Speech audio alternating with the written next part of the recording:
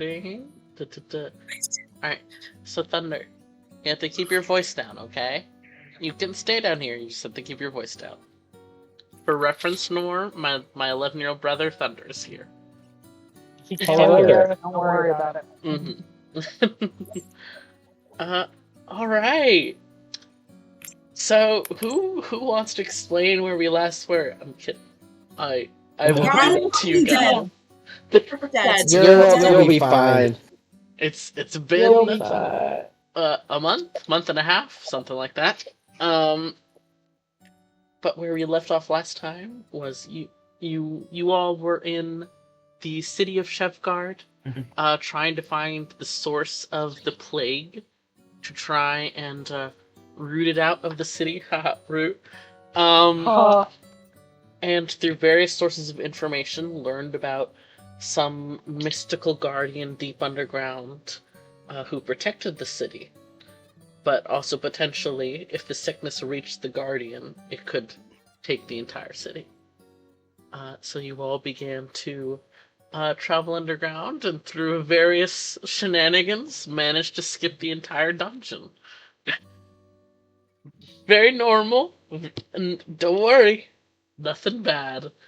I don't appreciate the fact there was apparently a whole dungeon that we were just telling us about. We did know this. The likelihood is we're going to have to do it on the way out.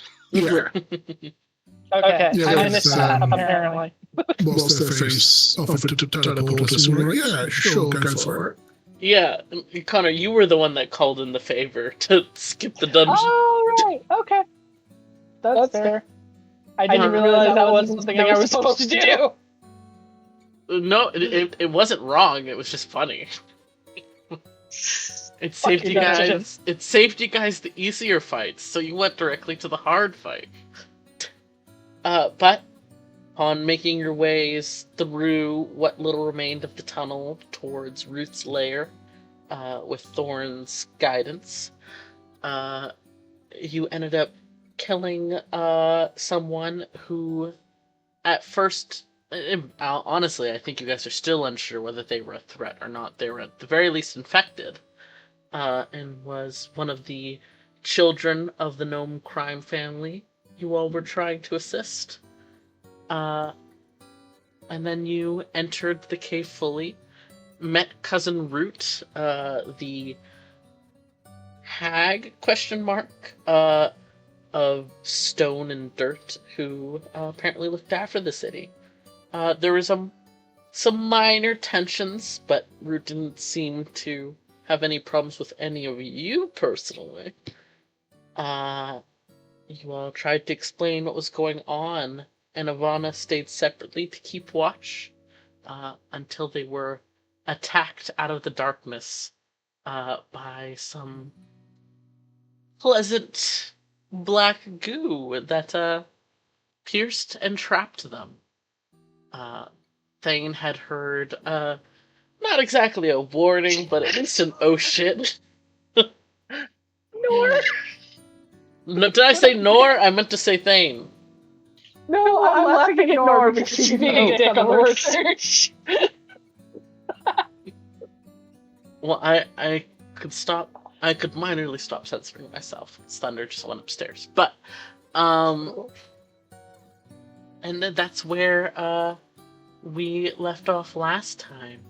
Before we fully jump in, does everyone have their sheets, dice, water, anything else they might need? Yes, sir. Yes, sir. Slay. Awesome, in that case.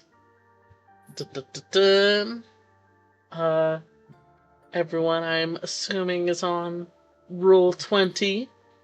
I guess it looks like so. Slay. Had to check, you know. Oh, hold on. It doesn't let me scroll while carrying you guys. Carrying your little flag. How do I do this? Okay. apparently we're gonna have to get funky with how I move you guys. So ignore the fact that you're briefly going to the train. Choo-choo. The train. I'm too autistic for you to mention a train. And now, so on the map that has just shown up for you guys, over here where I've just pinged is where Root and Thorn are. So please arrange yourselves wherever you would be in relation to the conversation you had been having with Root. Do I get to make some steps towards Ivana?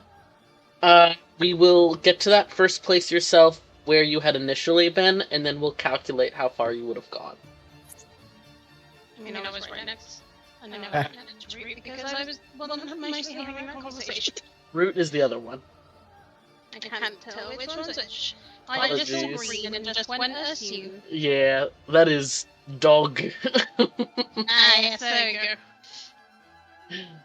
Slay. Yeah, Brutus and Thor and Thane were the ones mostly having that conversation. Slay. Forgot what Brutus's token looked like. I also forgot. I was like, what the fuck?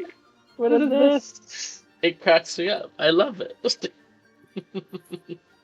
I love sending memes to you guys. Real. But so, since that was a surprise round of Anna being attacked, essentially, you, Thane, you can move, let's say, one movement. As in, like, your normal movement length. Slay. And with that, I will now ask everyone to roll initiative. Oh. It's gonna be great. Totally. Oh, Please put it I'm in. last in the initiative. I'm sure it'll be fine. So Yeah, no. I forgot I had alert.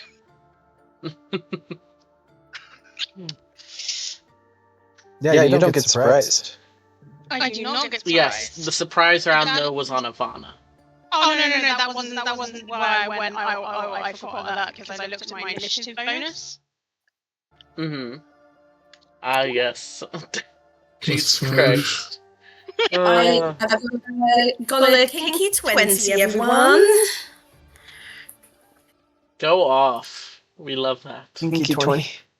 Yeah. Where's this? There it is. Damn it, I can't use it because I don't have Nitro. Fuck off. There we go. Ah. You just demonstrated them for now. Oh, Just stand up. Slay. Oh my gosh, Grim. I'm so sorry. I know. Well, Grim can't do fucking shit. I wish I could give you some of my initiative because I rolled 28.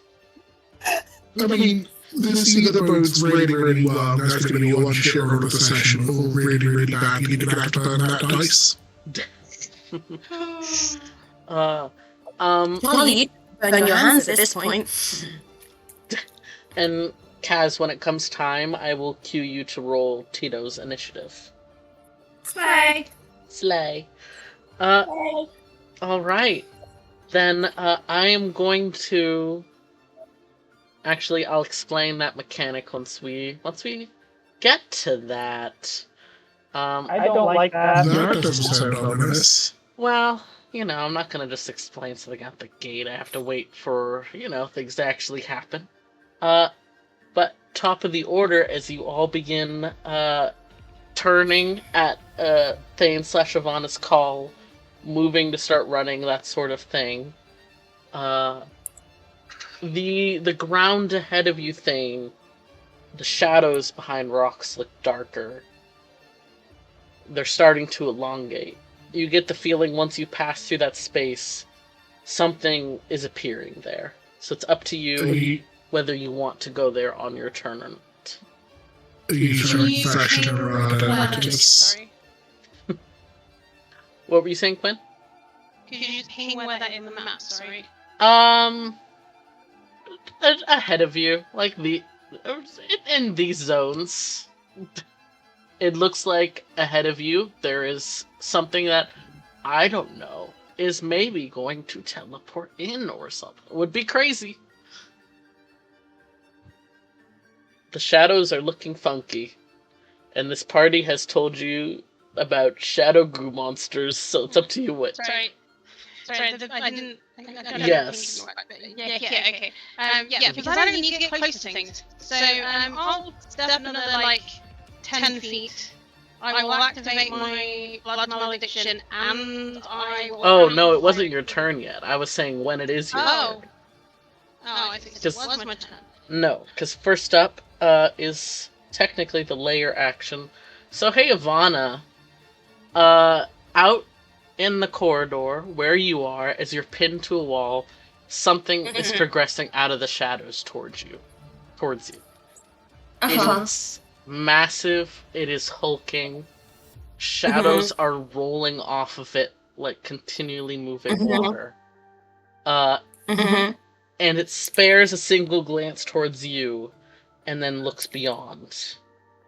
And there's a big old guy. That's the one that stabbed you. Holy shit! What the fuck is that? Bad news, y'all. That's why I didn't. Now it's your turn, Thane. Okay, so I am gonna make sure I don't get so close as to stand in whatever this shadowy pool is. Double check the distance. 2 to 5. My bow's a long bow. Yes, mine is a long bow.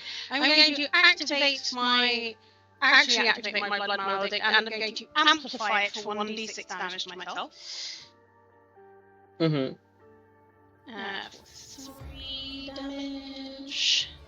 Then I'm going to. He's too far away for that for right now. But.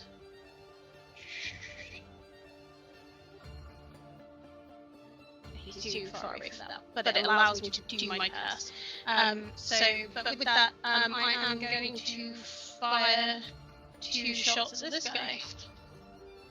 And the fun thing is, it doesn't matter if he doesn't have blood or not, he still gets affected by my curse because of my subclass. Yeah. So. Blood curse allows me. Yeah, okay, I can't really do much with that. It's like closer. That is a kinky 20 to hit. That hits. So I need a d8 and a d6. God, that's a low roll. That is 5 piercing damage and 2 radiant damage. Alright. And then my second attack. I will say, you notice the radiant damage seems to do more than you would expect.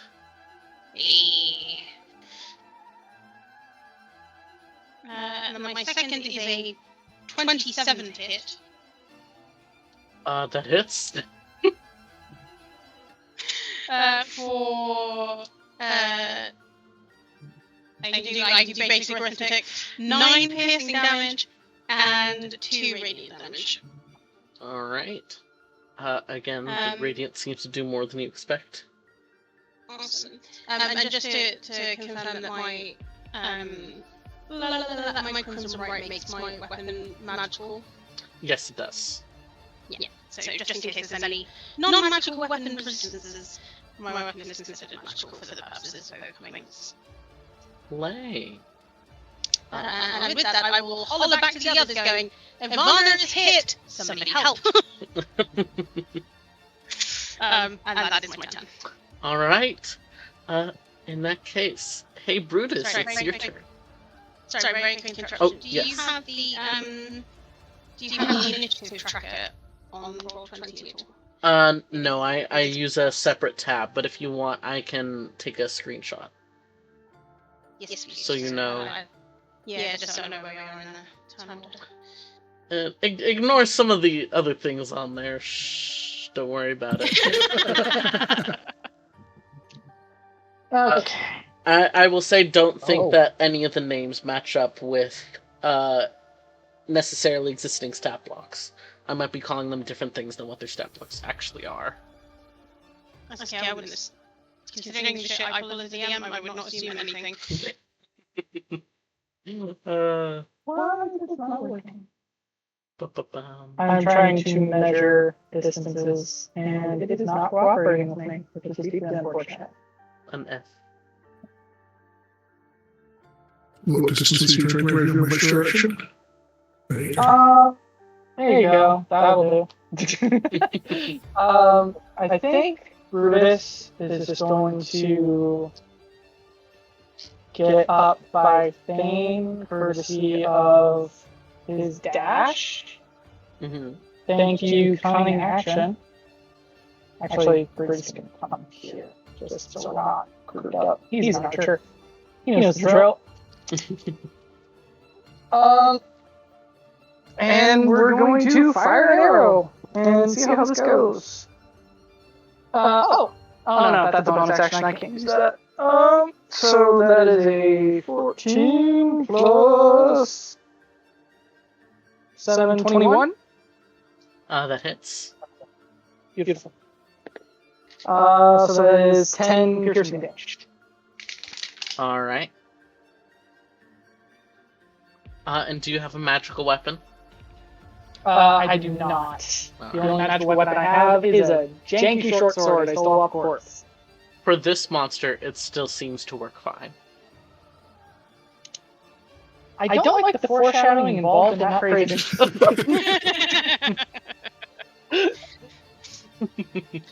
I Just don't know something to either keep way, in which is mind. why I was clear. Alright. Is that your whole turn, Brutus? That is my whole turn for now. Alright, Ivana. I would also like to just make a quick point. It's fucked up that there's a lair action going off and we don't know whose it was.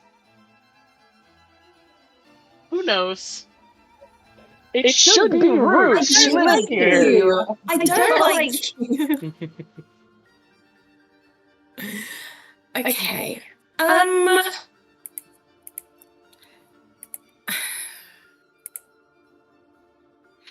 Okay, I'm going to cast Mage Armor on myself. Slay. I don't actually, yeah. So my AC is now...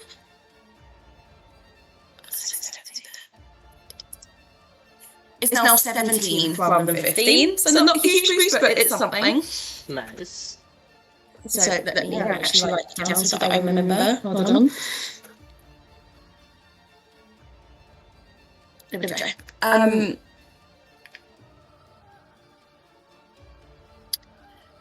Bonus action, can I just...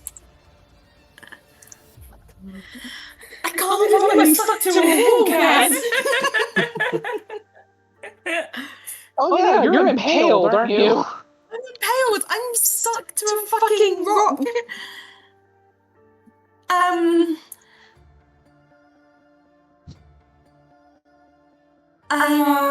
Can I just want to try and hit it with my bonus action, Psychic Blades. Go for it. So that is 21 to hit. That hits.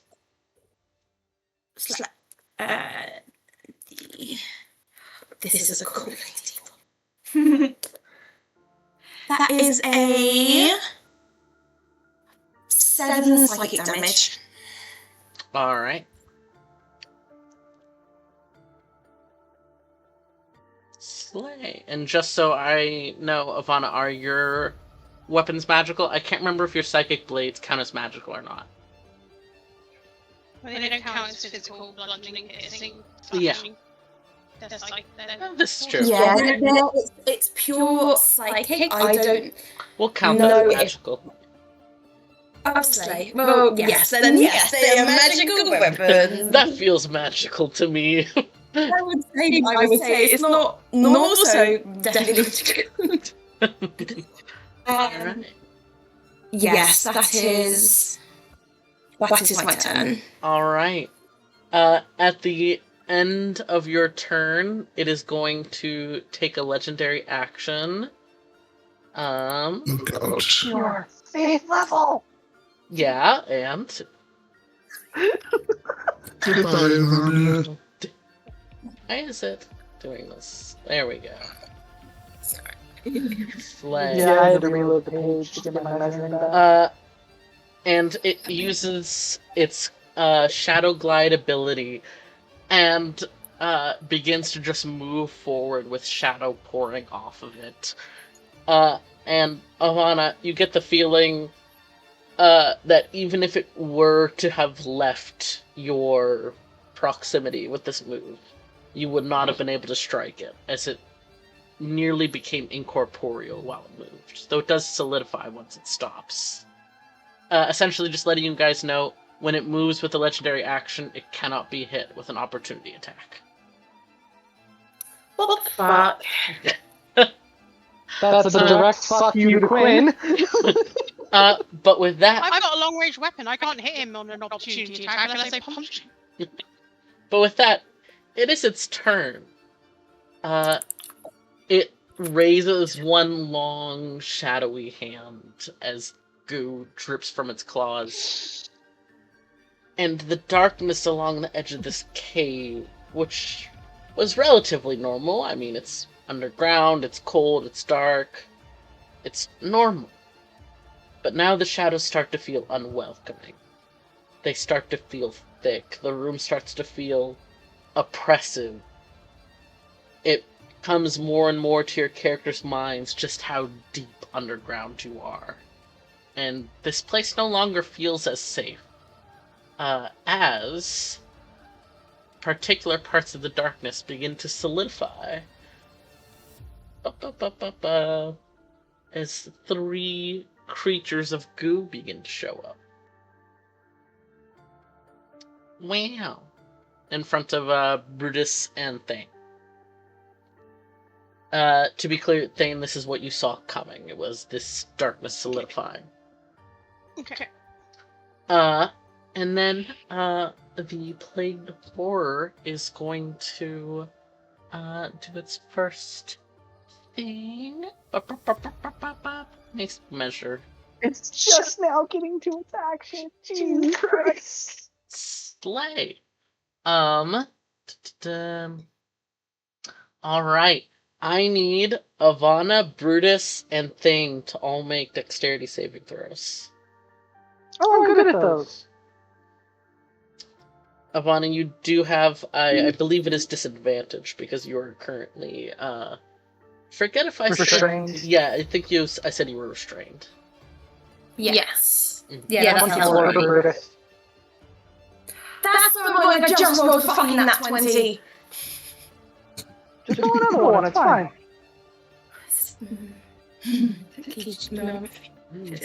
What did you get, Quinn? 27. Of course. 17. No, 26. Alright. And what did you say, That one Chloe? would make all the difference. 17. 17. Alright. Ivana just barely scrapes by.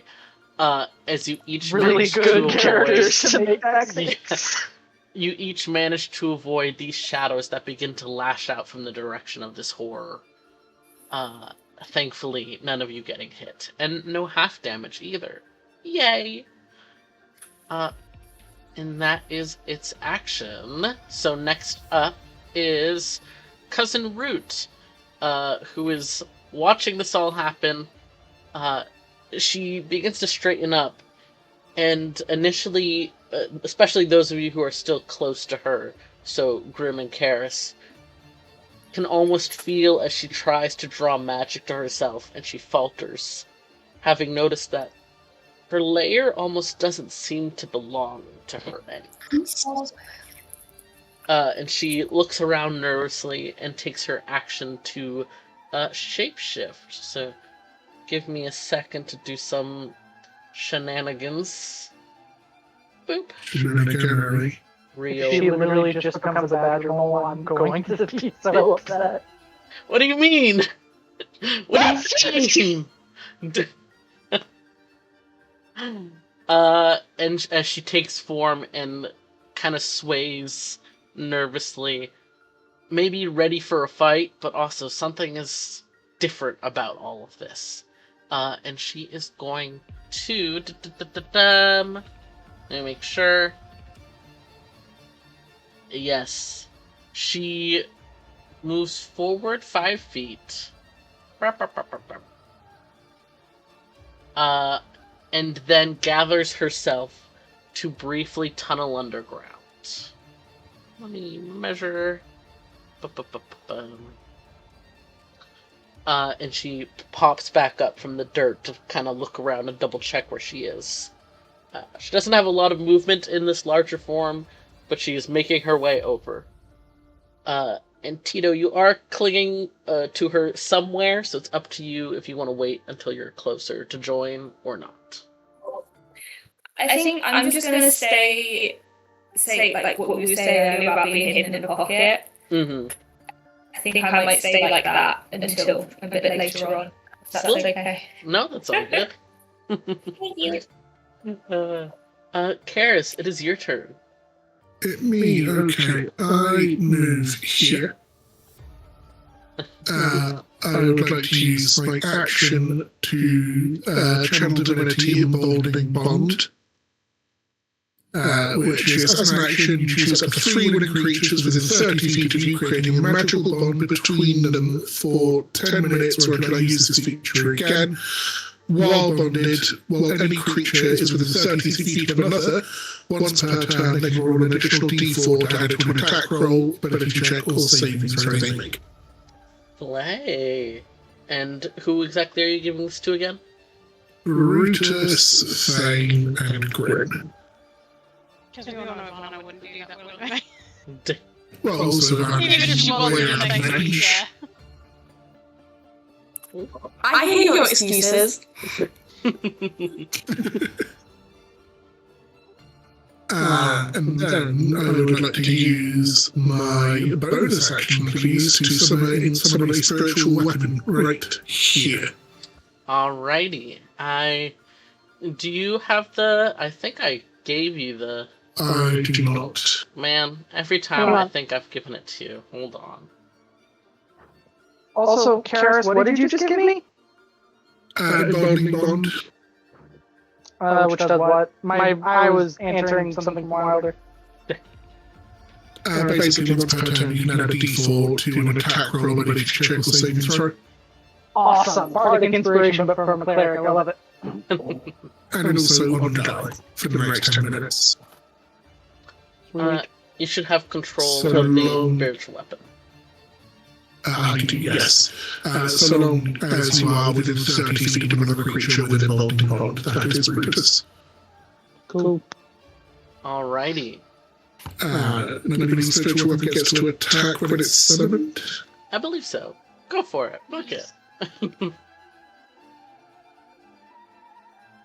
Is it going to make a difference? Mm-mm. Would you rather I didn't try? Do it. Do it. Do it, coward. 23 to hit. That hit. For 9 points of, I believe it's force damage. Mm-hmm. Doing this so I can read. Yes, force damage. Yes, it is magical. I mean, I should hope so. I came from a spell.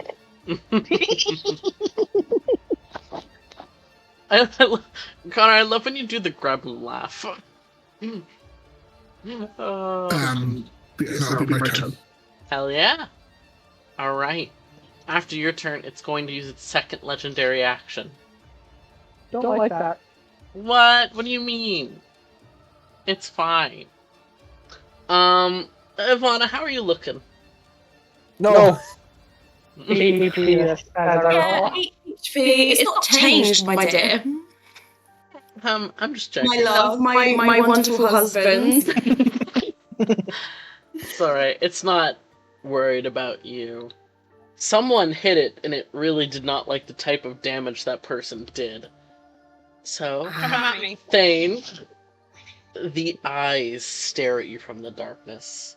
Logically, you can't see eyes. There's no different color. There's nothing to focus on. But you can feel the stare leveled upon you.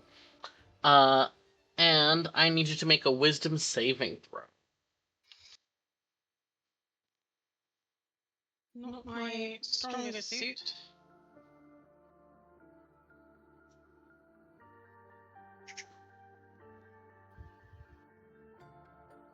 $16? Alright. You can add a d4 to that if you want to. Oh, yeah, I can. That will save you, even that'll if you be- get +1. Plus 3 for, I can't remember, 19 total. Slay! But that is your d4 for the turn. Yeah, that's fine. Alright, in that case, you avoid being frightened, and you only take half damage as you feel a chill sweep through your body. So you only take half damage, so that is 5 necrotic. And that's already halved. And then it is the Wraith's turns. Let me double check how far they can move. Oh, how lovely. How lovely. We're just about to get fucked I up. don't need to measure anything, because I think even the furthest one... Yeah! Anything, I love it when that happens. Hello! Yeah, Brutus, we're about to get fucked up. a shadow creature flies into your face, wisping darkness, and it is going to attack you. And for reference, I am using my liquid core dice with a little evil eye inside. Can't believe you're using the Sauron dice against me. Does a 17 hit? 17 is my armor class. Fuck you. Defender wins. So it's going to make its second attack. And it rolled a 2, so even with modifiers, that's not gonna hit. Alright, and the second one is going to act. Hey Thane, guess what? You're being hit. You can try. That is 19 plus 6, so 25. Okay, yeah, that will hit, yes. Wow, real? What you get for being cocky, you little shit. Hold on, let To me be fair, see. the cockiness is like more runes back than Thane's, but I think it's rubbed off onto Quinn. yeah. Like it didn't come from Quinn to start with. That's alright. That's how we Wow. like Quinn. Wow. I'm just saying, We're getting he's into. talking about your character like you didn't make them. Hold on, let me do some math. Plus 8. Oh my gosh, I can't do math. Where's the calculator? You're a disgrace to Alan Turing. Sweet. So Thane, go ahead and take 23 necrotic damage. Holy shit! I rolled an 8, a 7, a 6, and a 2. Why are you rolling that many dice? I resistance to necrotic damage! Go off! So I'm gonna take. Am I rounding up or down on the 5 I took before? Round down. Am I taking 2 or 3? Take 2. Okay. So, and rounding down on... I knew there was something around necrotic damage. I was like, I'm sure I have resistance, but it's not in my fucking resistance thing. So you can take just 11 damage from this attack then. Yeah, it's my because I've got my Rise of the Dawn activated on my bow, which gives me resistance to necrotic damage. Slay! See? Thane, I'm being nice to you. The second attack... So that isn't nat 20. I'm not kidding. Oh. Oh god.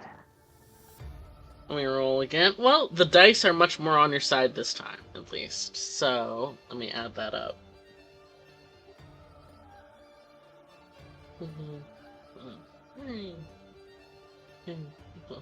And then times...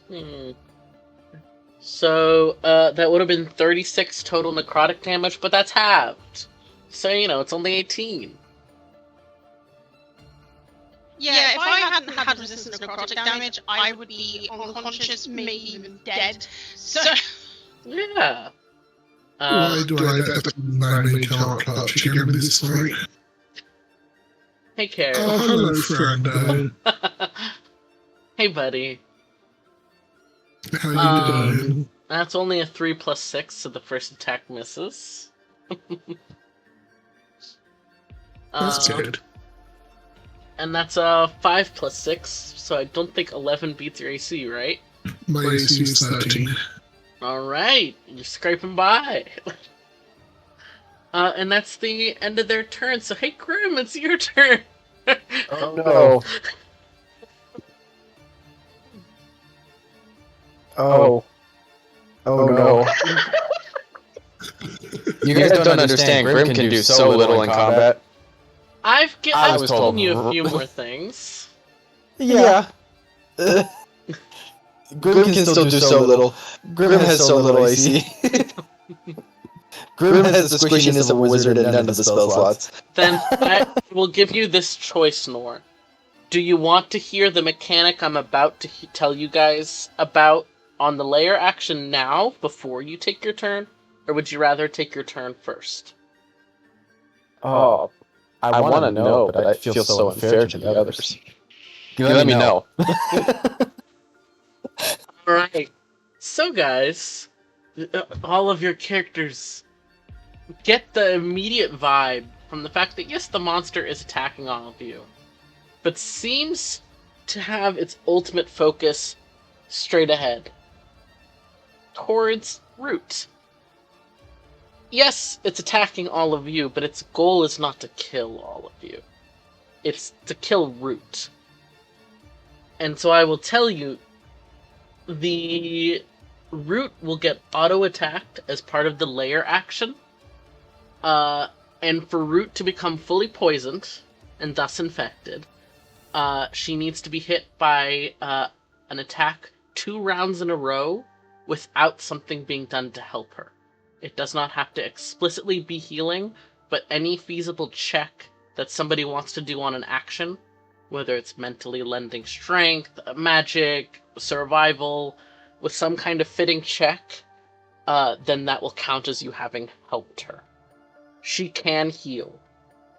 And she will be starting to heal as she gets closer to you guys. But essentially, the monster's goal is to kill Root, to infect her. So just so I can know, you're saying that the Root will take damage, or Root will automatically be attacked? On layer actions, Root will automatically take damage. However, they will also attack her. Can I say something real quick? Yeah. So you know how I'm hidden Yes. in your pocket? Can I just automatically do the check every turn? Does that? I don't really understand the check system. So does that take anything from me? Can I just do that and roll the dice each turn, or does that use up spell slots, etc., all that jazz? It will use up your action. So, on your turn, you can do an action and a bonus action. Okay. So can I just do the check every turn, because I'm hidden? So that could On said badger. Technically, yes, if you want to. I will ask you to roll initiative in a minute once I am done with Gro. Okay, cool. Yeah. I think I want, because that makes sense in my brain. Go up. So, Grim, with that information, is there anything in particular you would like to do? Hold on, let me look at the initiative order again. Mm-hmm. And I will say it's not 2 attacks in a row that will permanently infect Root. It's if she is attacked for 2 rounds without something being done to help.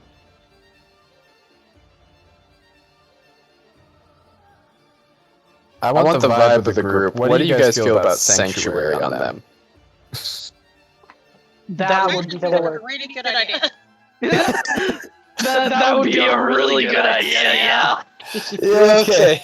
I feel like that kind of semi-nullifies the layer action, frankly. I mean, it's still a save. Yeah, we could potentially double up the sanctuary if you wanted to as well.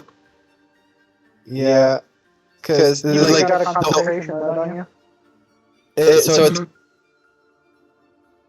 like the only thing that would be bad about me doing sanctuary. I have 3 spell slots. If they attack, cast anything that affects an enemy, or deal any damage to another creature, the spell's gone. So that's the only thing that I'm spending a spell slot to do something for 1 round. Well, you can literally tell Root, like, hey, don't attack. you can flat out tell that to Root. So it's up to you. Don't really focus on dealing with them.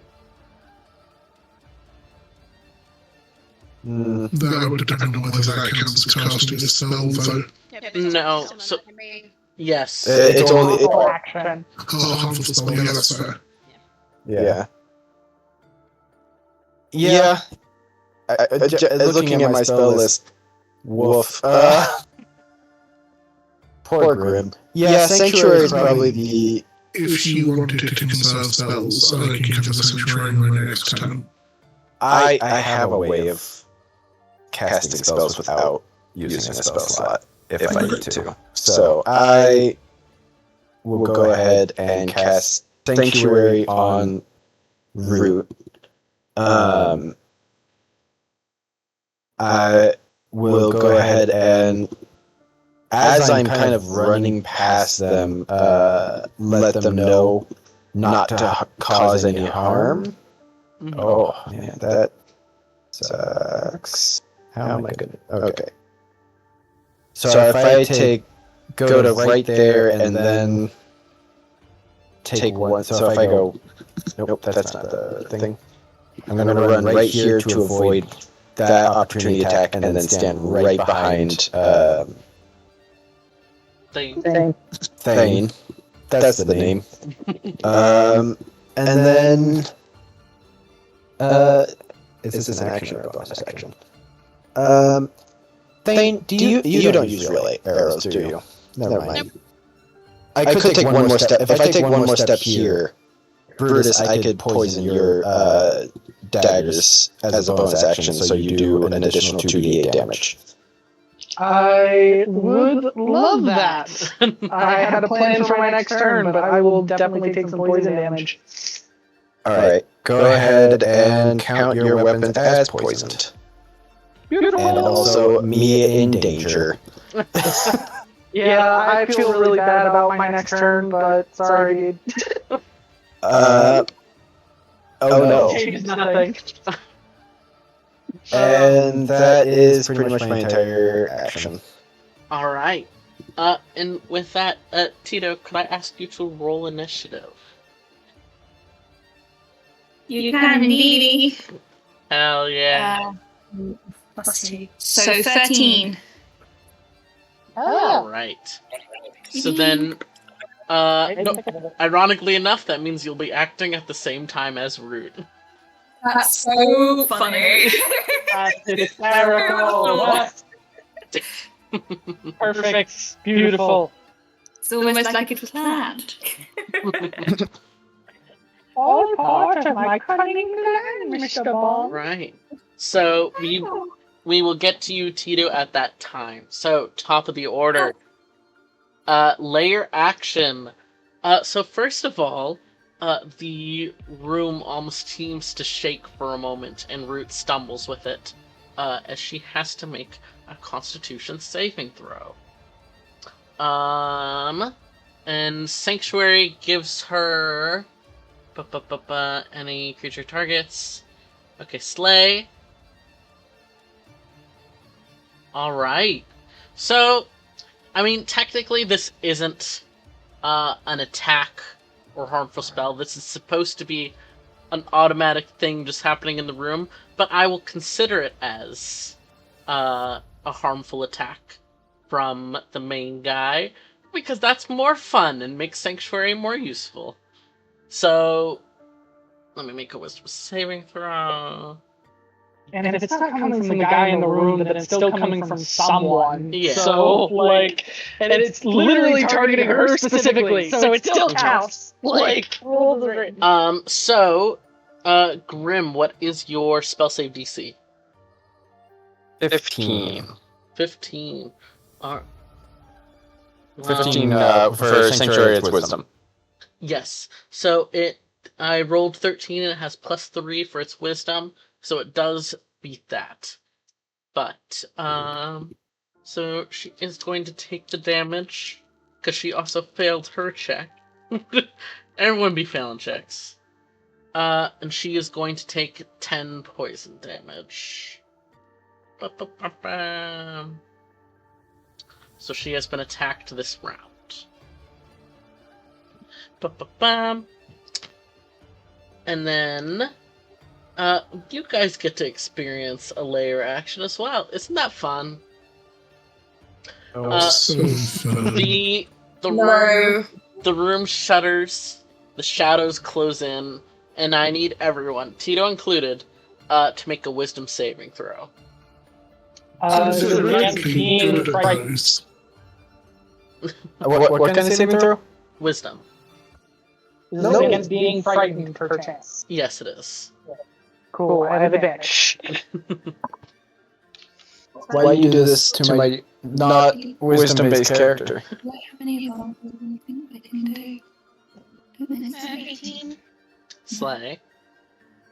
12. I've got Cat's got 15. Slay. Guillotine. Slay. 7. Alright. Which has no wisdom on them. Let's make Cleric rolled worse than me. Let's make this I simple. rolled a 3. Anyone who Awesome. rolled under 13 is now frightened. No. So to explain for Kaz, that just means you cannot willingly move closer to the main monster, but you're holding on to root, so that's not really a problem. But you'd also have disadvantage to attack the monster. Okay, cool. Yes. This is just... Alrighty. And with that, Thane, it is your turn. Okay. If I could go to the right tab, that's great, thank you. Move. One of the two people that can attack the monster. Okay.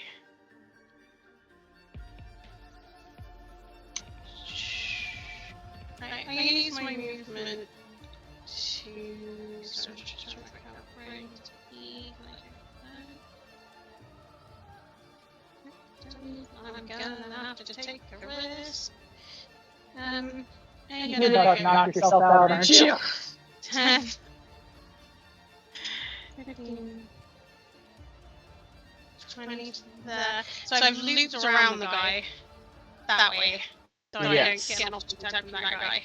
Alright. But I will take the attack of opportunity. What is it? It doesn't matter what its modifier to hit is. It missed. I rolled love 2. That, thank you. So then as my bonus action, I'm going to cast my curse on this guy. Yes.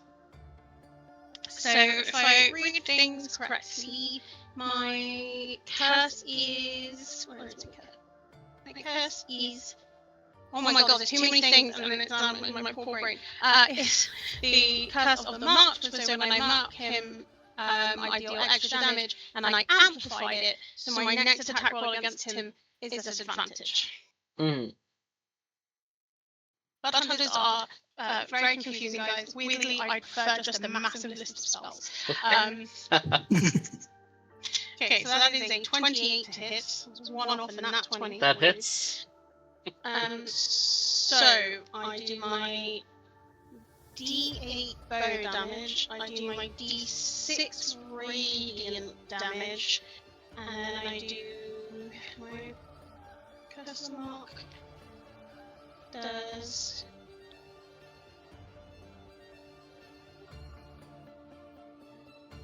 Okay, so I do 2d6 radiant damage on top of that. Okay. Mm-hmm. So I can do maths. That is 6 points of magical piercing and 6 points of radiant damage. Mm-hmm. Okay, and then my second attack is another 28 to hit. Alrighty. And it's the same amount of dice rolled. Max roll on the d8, which we love, so that's 12 magical piercing and 7 radiant damage. Alright. Math. And you said how much radiant? 7 radiant. Okay, so total of 14.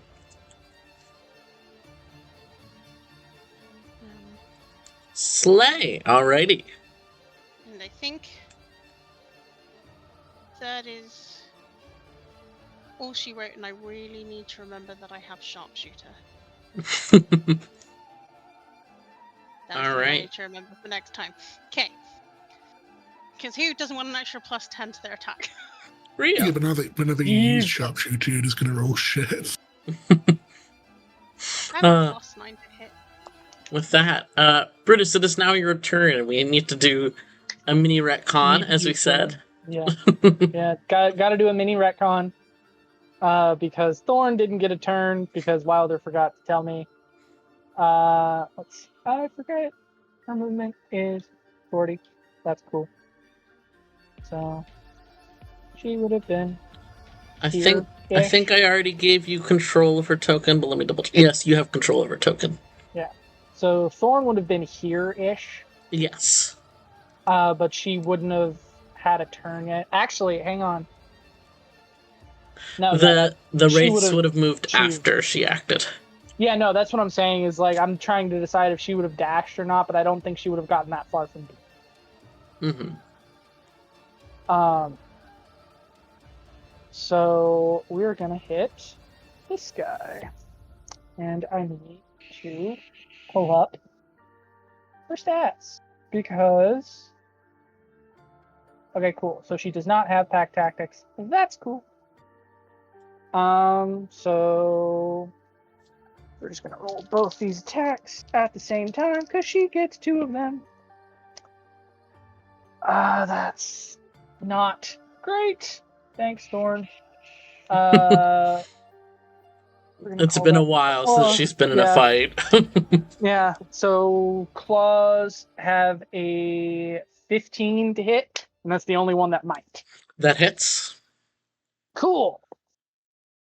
So that is 2d4 plus 2. Let's see how this goes. That is a 4 and 3. That's I can do math. 9 points of slashing damage from Thorn on this guy in orange. Doing math. I love math, guys. I mean, you play D&D, of course you love that. Alrighty. So that is her turn, and for your turn, Brutus. For my turn, I have a question I need to ask you. Because Brutus noticed the shadows, like, coming through, because he was up next to Thorn when they came. So I think he would have noticed that. My question for you is, I have a lantern. Will you allow me to light and throw the lantern on the same turn? Sure. Cool. Do you want to make a free action check to see what it will do, if anything? Sure. Why not? What check am I making? Let's say Arcana. Okay, cool. That's just a straight D20 roll. Fuck yes! That's a good nat 20 to roll! Nice! Alright, Brutus, you get the feeling that, maybe the light might help if there starts to be some kind of, like, darkness effect or something like that. Currently, you get the feeling that one single lantern isn't going to do much. However, you saw that, quote unquote holy damage seemed to work more against the main monster. So maybe if this was, I don't know, blessed flame, something like that, holy in some manner, it could do something. Let me explain his thought process, because he has seen the shadows erupt, but he's also seen shadows around the main monster. His thought is light lantern, throw lantern at monster. The thing will possibly go up in flames. And also possibly counteract some of its shadow magic. With that natural 20, I'll tell you flat out, normal light won't do that for the main monster. It might help give advantage against one of these smaller guys. Okay, cool. So, if that's the case, fuck them. I'm gonna draw Captain Sidearm and just stab this bitch in front of me, because there's nothing else I can do. That's gonna hit. That's a 22 to hit. And I'm adding 2d8 poison damage to this, you said, Nor? Yep, 2d8 poison damage. Because it's my poison, it ignores resistance. That is so good, because it is immune to poison. So fuck it. I think it'll be funnier if I say that means that the poison still affects it. This one time. It doesn't matter because shenanigans. It doesn't matter because Grim is also standing there, which means I can add sneak attack, which is a further 3d6. So I would just like to note I am rolling 4d6 and 2d8. So 4, 7, 10, 14, 18, 22, 27 points of damage altogether. And is that your regular attack damage as well included? Everything is included in that. Okay, slay. That's piercing, that's all the piercing damage. From my rapier, that's my ability modifier, that's the poison. I can separate the poison out if you'd like. No, you're good. Cool. It looks significantly injured. Cool. And I would also like to run Insightful Fighting on the big fucker. Yes, remind me, do you have to make a check for that? I think we're doing contested checks for that. Yes. I'm making an insight check, you're making a deception check. Alright, give me 1 sec. I'm making notes. Alright, let's see, what would this guy's deception be? You're like, I didn't put deception stats on this motherfucker. He has charisma stats, so yeah, that's close enough. Alright, that is a 15. 20. Hey, well, I've got it. Go cool. Off. Cool, I can sneak attack this motherfucker whenever the hell I want. Nice. Alright, and that's my turn. Alright. In that case, it is now going to use its legendary action to use its incorporeal gliding. Wait, no, technically it would be right here. So not quite on Thane, but it is certainly looming over Thane. Though it is not looking at you. It's really not going to like me next turn. Now I've remembered that I've got a sharpshooter. And with that, it is now Ivana's turn. So I'm frightened. Mm-hmm. Which means I can't move closer. Mm-hmm. Well, you're also still restrained. Okay, yeah. I would also like to I note, actually this did is forget about literally that tiny detail when I was planning my next move. So I'm, just to clarify, I'm scared of the big monster, not the little ones. Yes. Okay. Question is, pulling myself off of this thing. Mm-hmm. Like, basically, like, pulling, because I'm stabbed. Mm-hmm. If I, like, push up against the rock and, like, push myself off of it, like, forward, like, walk off of it, basically. Mm-hmm. Will I get the same damage if I just teleport away? If you're pulling yourself off of it, no, there is a mechanic that will hurt you. If you teleport off, no. I mean, by word of the ability, it would not harm you. So I will say if you teleport, you'll be fine. So if I Misty, is it Misty Step? Yeah, Misty Step. Mm-hmm. Go for it. The way you say that scares me. It's so normally. No, it's not normal with you. I'm with Chloe here. That did sound terrifying. Yeah. If I was, sorry, just because of the frightened condition, if I was to move like this way, is that technically going towards it? Like what? Show again? Here. Fuck it. Go one further diagonal away, and I'll allow it. Like this one? Yes. Because that seems more like you're just kind of moving around it rather than necessarily closer. Gotcha. Yeah. Yeah, I would like to Misty Step to there, please. All right.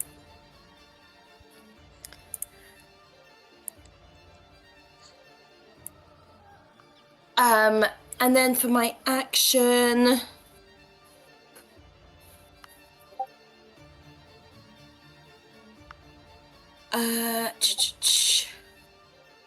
Can I... Where am I? I can't really hide. Actually, now that I've Misty Stepped, I now want to use my movement. Mm-hmm. To go to... How much do I have? 30. Limping along. Yeah, literally. Would you say if I am... Like, am I actually limping? Because I'm guessing that would mean I can go less. Okay, cool. No. I'm just being dramatic about the hole in your stomach. Dramatic. Yeah, just a little bit dramatic. Yeah, I'm gonna go... Mild disembowelment. Yeah, I'm just gonna use my movement, get behind here, and I would like to use my action to hide. Yeah. Like there you go. I'll go one back just so I'm hidden from these guys, but I would like to use my action to hide. Yeah, go ahead and roll stealth. 1, 1, 1, 1. No, that's an 18. Alrighty. Alright, so with that, is that the end of your turn? Yes. Alright, sweet, awesome. Stop saying it! Where's its movement? There's its movement. Oh, sweet. So it has incorporeal movement. So while it is actively moving, nobody can attack it. Only when it's still can you attack it. So, Even again? I only just had my turn. Well, now it's its turn. What the fuck? It has Legendary a goal. actions, my guy. It has a goal. And that goal is not you guys. But it looms over Root, and it seems to emanate malice and sickness as it goes to attack. And so everybody within 60 feet, so let's do some measuring. Yeah, that's everybody. Oh, hell yeah. I love it when the party bunches up. So I need all of you to make dexterity saving throws. Connor, I also need one for Thorn. Okay. Root succeeded. Root is also sanctuary still. Yes. This is an not. AoE effect, though. Yeah, this is AoE. Those of you with That's emboldening bomb fair. can add a d4 if you would like to. I did, hence the kinky 20. All right, please put them in chat. Or actually, I'll just fucking tell you guys the DC makes my life easier. The DC is 16. Okay. Oh, that's good. Brutus made it. Thorn didn't. All right. I got 15. All right. Woohoo! All right, so I think there's any extras I can do. Let's have a look. So, I want you guys to know that this ability as written is supposed to do 8d8, though I'm cutting it down from that, obviously. Poison ability, is that? Can I add a d4? That is no. It was a saving throw, not an ability check. So give me a minute to do math. All right, everyone who failed. Wow, shocker! You're now frightened. Wait, can I use lucky? Sorry, is it too late?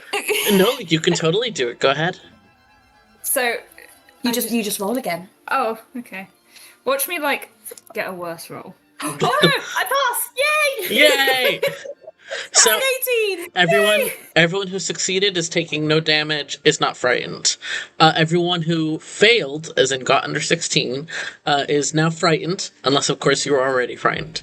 And you're going to take 22 necrotic damage. How is frightened tied to a dex save? Because it is lashing out with shadows and stuff. Gotcha. So, I assume that's freaky looking. That's right. Oh, that's fair. Ivana, remind me, had you failed or succeeded? I succeeded. Okay, so would have been So funny. I rolled 15 on the die, and then it's dexterity, so all good. All right. Does that mean I'm now not frightened? No, you're still No, frightened. You're still frightened. You're double frightened. No. I'm not frightened. Frightened squared. All right. And with that, that's the end of its turn. Before you act, Tito, Cousin Root is going to go because she has higher dexterity, and then you get to go after her. So she is taking in how rough people are already looking. She's staring up at the monster that is looming over her. And I'd say Karis is the closest and the only one with technically a clear view. You can see she struggles for a moment with the instinct to attack, and then seems to instead focus on what she was told by Grimm to not attack, and she begins to almost quietly hum in this deep, raspy badger voice, and everyone within, it's 60 feet. So again, hey, everyone! Isn't that nice, guys? Is going to... Wow, she rolled so good! Is going to roll for 13 health. Sorry, is going to get 13 health. I needed that. Yep. Do I get temporary hit points for being at full health? No. It's just That regular would be HP. It is just regular HP. But she can do nothing to avoid any attacks. She cannot dodge or disengage because that was her action. So she remains where she is and stares up at the monster. Tito, it is now your turn. Okay, so what was that thing you were saying I could do earlier that would help her? Yes, so whatever you think would help her. So maybe if you want to whisper encouraging words, or try to heal up any wounds you see, like fill them with cobwebs, or things like that. Anything you can think of that you think Tito would do to help her. Okay. Okay. So you can do like a medicine check and stuff like you can do a medicine check. You can just do you just say that you can do it. It's not like It doesn't do it yet. Or if you want to do something that you think fits Tito better, or that Tito would be better at, if it seems suitable, Yeah. I'm fine with any type of check if it seems right. Okay, I'm gonna stay basic, and I'm just gonna do a medicine. Go for it. We'll get into grips with D&D again. Yeah. That is not a fun number, but it's fine. It's a 10. That does not beat the DC. I will tell you guys the DC is 14 on any check. You can use shielding aura. Once because it's a bonus action as well. Yeah. So that was you just use your action. Yeah. You got a bonus action, so you can do this, and it's radiant damage. Let's do that. Let me read. Yeah, you read that.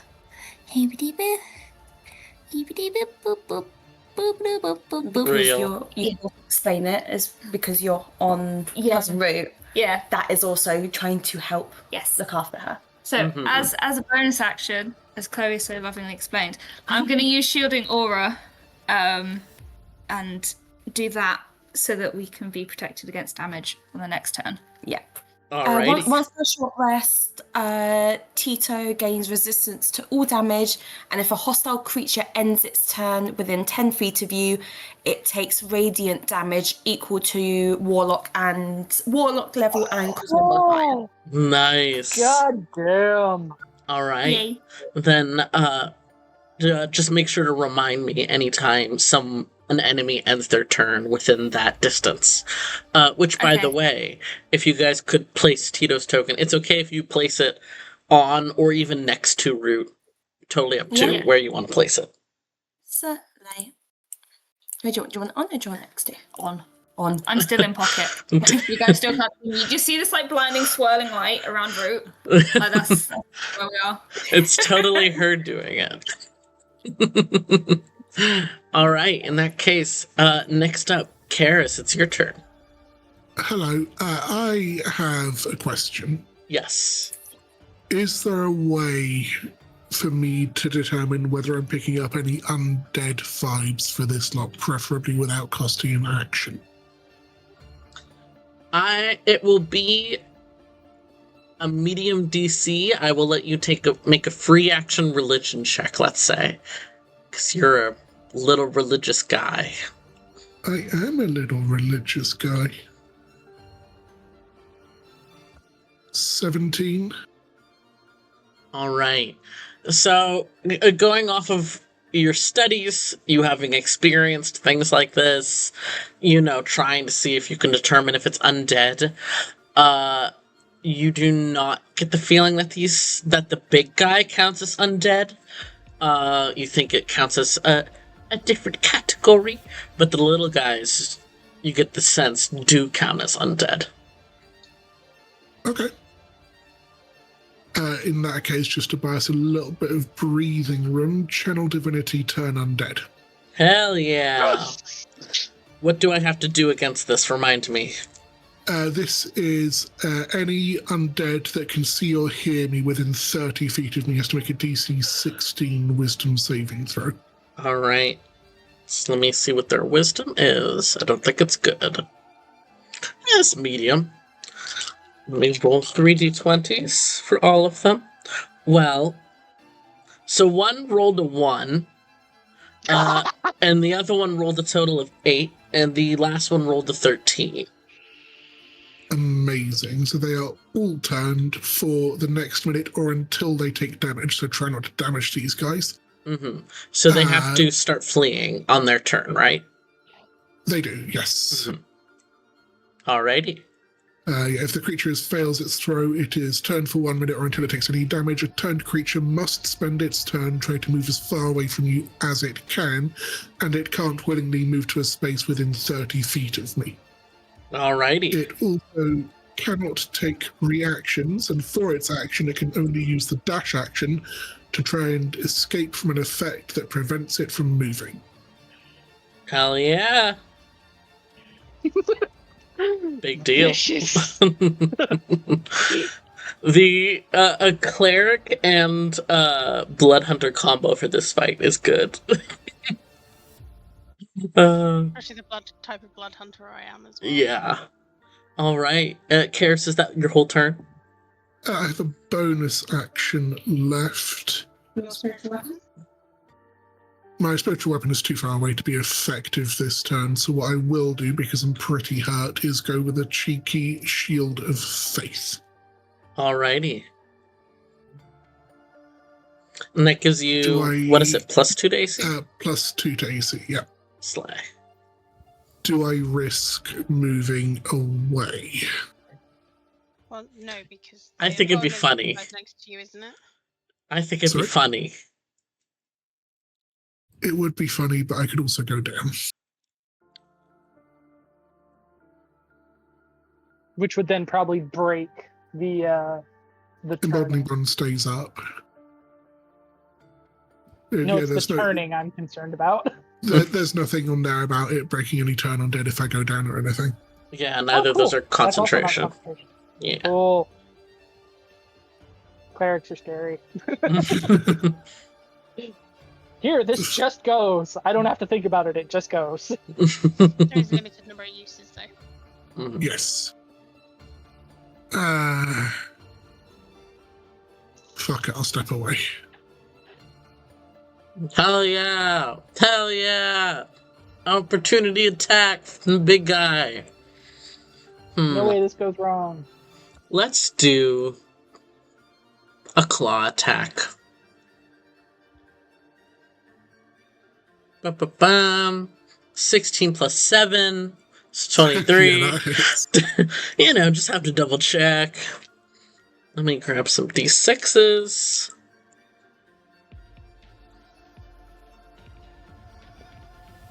Ooh. Charlie, the dice love you. It's 4d6, and 3 of them were 1s. Okay, that's good. So that is 8 plus 3. So you take 11 slashing damage as it lashes out at you. Awesome. Yeah. But is that your whole turn? I will run away a little bit more. Go off. Alright. That'll be the end of my turn. With that, it is the Wraith's turn. And guess what? They're gonna spend their turn Actually, doing. sorry. I'm gonna not move too far away, so they still have to run away from me and hopefully my other friends as well. Okay. Slay. Let me double check. Jesus Christ. They can fly up to 60 feet, so if they're dashing, they're clearing the fuck out of here. They're gone. Yeah, they're... you know what? They're gone. And here's the last one. We're just erasing them from the fight for right now. Technically, they're still here in case I need them. They're just on the GM layer. You know how it be. Yeah. But they piece out incredibly fast. Like, literally, shadows just flashing past, and they're gone. Sick move, Charlie. Real! At the end of their turn, the Plagued Horde just kind of roar in anger, and is going to rear back, and use, its legendary action. Is going to use a claw attack against Root. And it got a natural 1. Did it make its saving throw? It did not make the saving throw, you're right. Let's make the saving throw for shits and giggles. It got an 18 for the saving throw. Damn it. But it's still only got a 1. That one, it's fine. So it's still missed. The dice have a story to tell, apparently, and it is not my story. Grim, it's your turn. Oh no. Am I close enough for the... Can the big bad take some damage because it's ended its turn within 10 feet of me? That was not its turn. That was Okay, legendary ignore me action. then. No, you're fine. Okay. I'm keeping an eye on it. I'm high-fiving you. Grim, go This off. is a big creature. This is Yes. a big creature. It's not gonna... This isn't an opportunity attack if I walk away from here, right? No, it does not have reach. Okay. Only on So its I'm AoE. going... I'm going to... I go there, 15. Okay. I'm going to try and go to where I thought Ivana was last to try and take care of that issue. Do I need to make a investigation or perception check to try and see them since they're hiding? I will say that is up to Ivana. Ivana, if you want to, essentially as a free action, like, somehow get Grimm's attention, I will allow it. I think, yeah, like I do think that if I see that the monster like fully like go past and see the other shadows kind of disappear, well, not fully disappear, but run off, and like after seeing kind of Grimm looking around, will like pop their little head up, like, and just like a little, just like a quiet kind of look over to Grimm to like lock eyes with them. In that case, since I have perceived you, can I make a medicine check to specifically check the wound to see if there's anything that I think would be remnants of the disease left? Yes, you can. It's a free action. Oh boy, that... I'm so glad I got new dice for Grimm. I'll tell you that story later. 25? Alright. Hold on, sorry, I took a bite of graham cracker. My fault. Alright, Jesus Christ with the 25. Taking a look at Ivana, you don't see anything left behind, and you get the feeling that because it's solidified, that is why Ivana is not infected, there isn't anything left behind. That is good. It is not good that, hey, Thunder isn't down here anymore. You can see Ivana's organs significantly. This will be a major injury that we'll have to talk about later, and you know Ivana will need a lot of help with. But hey, no infection. Cool. I'm going to second level healing word Ivana, which is a 2d4 plus 4. Ivana, you are... Let's use your dice for this. Go ahead and heal yourself as much as you would like with my word of hush, child. How much you said? 2d4? 2d4 plus 4. Also, that is technically a healing phrase. One of those words was the what healed. It's child. Probably hush. I really like the healing word just being hush, as in like shh, I'll alleviate your pain, creepy plants. I mean, it's That's grim. It's probably more like stylish. shut up and stop complaining. Well, listen, I'm full health, so I'm not complaining. Awesome. And then that was So you can see all of my organs. A significant amount. How big was this? I mean, It was essentially a spear, as I recall the description. Let's say a dinner plate. gross. A dinner plate? No. That was twin-sized. I didn't Chloe- say my whole torso. Chloe, let's say it was the size of one of our smaller plates. What the fuck, dude? So healing word was a bonus action. If I'm still seeing things, can I use my action to like quickly wrap them up with my healer's kit? Yes. You can make a check, I believe it is. Healer's kit. I just need I don't need a check. I can do it without making a medicine check. Oh, slay. So yeah, I'm going to Reference for everyone. I wear white dungarees. This isn't good. This is where my hips are. Ivana's Wait, hold on. fucking dead, dude. No, it's fine. Plot armor. Like, Magic. there's no way for that to hit the torso without hitting spine. They're fucking dead, dude. Magic. You can survive without a spine. I've Willing met men. suspension of disbelief, Yeah, guys. it's anime Yeah, and logic. I think it's also funny to think it's like you can kind of like not see through it, but you could just see like Ivana's spine just like at the back. Oh no, I was gonna make a beef joke, but I can't. No. Again, Ivana was pinned to the wall. Yes. Listen, I was already playing after this fight. We're gonna have a small conversation about if you guys would be interested in including a mechanic for major injuries, but we'll talk that later. Just again, I would like. Ivana was pinned to the wall. There's Yeah. no universe where you can't see daylight through their torso right now. Yeah, anime logic. It's Oh literally my like Kaz said, God. it's Ace. But the funny thing is, Ace is no longer with us. So Okay, It's fine. Side note, Charlotte's Remember his name? boyfriend bought donuts the day they watched that episode of One Piece, and she has never forgiven him for it. that's Well, don't forget, amazing. we're not in Pride Month anymore, so killing Ivana wouldn't be homophobic. Exactly. No, but it would be wrathful. We are in Wrath Month. There's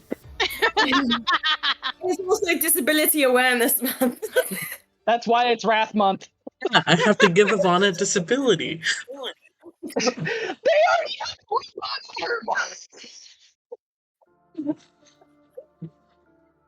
They are already almost as disabled as Edward fucking Elric, if we're going by anime logic.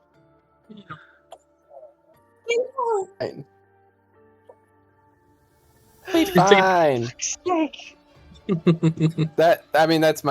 That's my entire action if I use the healer's kit to wrap them up and my bonus action to healing word them. Oh yeah. Hell yeah. I'm really sorry to go out to this. I just really think it's funny to think that now that I'm back at full health points, that where like some of the wound was, my skin has just like reformed over that wound, so I look like a donut. Gross. A donut. I with, take like, it back. a flesh I'm wrapped stabbing you spinal again. cord. All right, then top of the order layer action. So first it makes a save to try and attack Root. It rolled a 2. Yeah. Plus 3. You have to pick. So with the save, you have to either pick another target or forfeit the turn. All right, it'll pick a new target. Sure. I mean, Karis is within immediate view, right there. It hasn't noticed Tito yet, so it'll put it on Karis. Hey Karis, I need you to make, let me double check what save it is. It's a Constitution saving throw. Oh, good. Mm-hmm. He's a cleric. He should be good at those. I'm going to blame this on Connor now. 13. Yeah, that's a failure. So go ahead and take 10 poison damage. I go down. Woohoo! Woohoo! I mean, that's good for Quinn, but, you know, I don't see the relevance.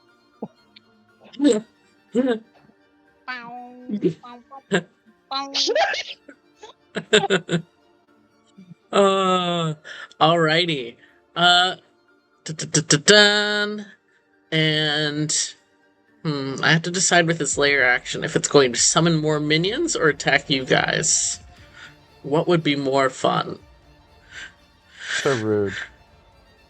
Because a bunch of you are about to become unfrightened when it hits its turn. Nah, fuck it. It'd be more fun to summon more monsters. I'd love to cause problems. Wow, guys, these totally aren't the same guy. It's totally not just the same tokens. Let me position them. It can summon them with it. Okay. boop, boop, and boop. Well, it saw Grim. It hasn't seen you, Ivana, yet, but it knows Grim is there. Nuh-uh. All right, and that's the layer action. So now it's Thane's turn. Thane, you have a buddy with you now. Okay. That's just a no, thanks. Mm-hmm. So I'm gonna bonus action mark this guy. Alrighty.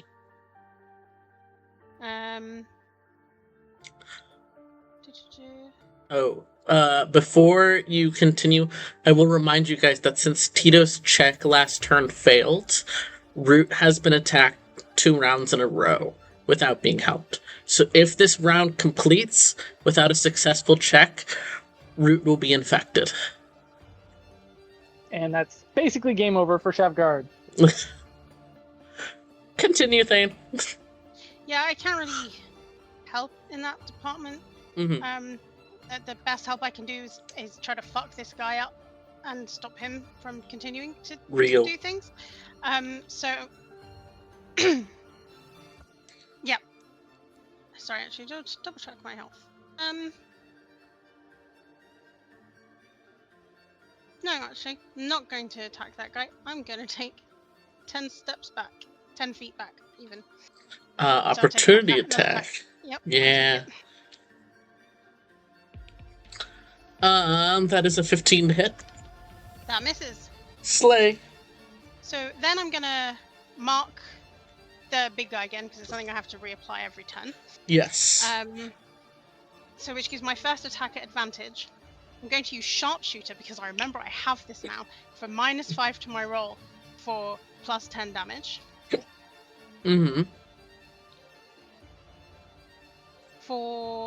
Okay, hang on. So it would be +4 to hit, so 22 to hit.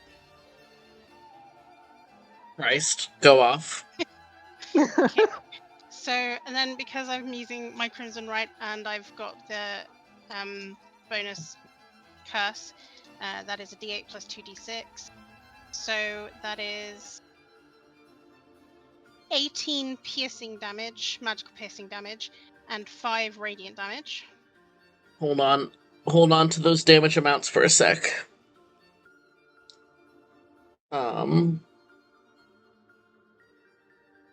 Continue. Okay, and then my second attack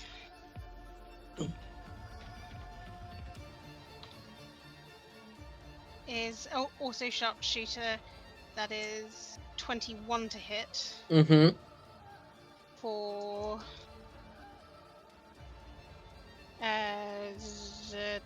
20 points of magical piercing and 8 points of radiant damage. Alright. It's looking like that's all on the big guy. Yes, it's looking like that's just barely out of the triple digits. Oh, you love that. Because, you can definitely look at a monster and tell that it's out of the triple digits now. Yep, we can absolutely 100% tell that. And also, what I did realize, because I'm an idiot, I actually don't need to be close to him. I still need to be within 30 feet of him to curse him. So I will stay where I am because my blood maledict is the limiting factor here. Because I also forgot with sharpshooter, I ignore the disadvantage on the long range thing because I read all of my blood hunter stuff, but nothing else. That is my turn. Alrighty. And with that, it is now Brutus's turn. Cool. So I think Thorn is going to haul ass here to Root. Mm-hmm. And I don't know how we would resolve this exactly. But I think Thorn, to my understanding, Root used to be one of Thorn's charges way back. Yes. So I think she's going to prioritize saving Root over saving her quote-unquote heir Mm-hmm. in this exact moment, and Brutus is fine with that. So I think she's just going to try and pour power into Root. Like, she keeps talking about trying to save energy, trying to build up her strength, that sort of thing. I think she's going to burn some of that to try and save and or heal Root. Okay. Roll a d4. You do not want 4. I do not want 4. That's a 3. Alright. Keep in mind you have 1 charge left. You don't know what that means. Root does. And Thorn does. But let me... How do I translate this? Let's say it's... That will count as helping. So go ahead and roll a d20 and add... I don't know, charisma feels the most fitting. I'm gonna assume that worked anyway because that's 17. Yes, that worked. All right. So Ruth's counter has been reset. Beautiful. Cool. Does she have bonus action? She does not. That's fine. Okay, cool. So now I have to make a decision. There are some mechanics I need to clarify really quick. Yes. First of all, drawing another weapon. How does that work in the action economy for Brutus right now? What's your main weapon again? Is it a dagger or short sword? Currently, I've got a short sword, but I've got that in my offhand, and I'm going to be drawing my rapier. I'll let you draw it for free. Cool. Then Brutus is going to disengage from the Wraith. Mm-hmm. And we're just going to start flinging attacks at the big fucker. Hell yeah. Which, let's see. What all does Insightful Fighting do? Again, let me make sure. Okay, cool. So, we're going to roll 1 rapier and 1 short sword. Which is a 17. Yeah, a 17 and a 19. All right. The 17 does not hit. The 19 does. Cool. That's the important one. This is the first attack that's missed on this guy. Fucking Thane. Okay. So we're doing that, and we're doing that. Because it's 3d6 plus my base damage, because I can do sneak attack for free. I love being a rogue, for the record. This rules. Do I still get the benefit of the poison damage from Grim? Grim, does it last more than 1 attack, or I'm not sure how your poisoning works. The poison, I believe, only stays on for 1, but let me go ahead and double check, because I think I have to reapply it every time.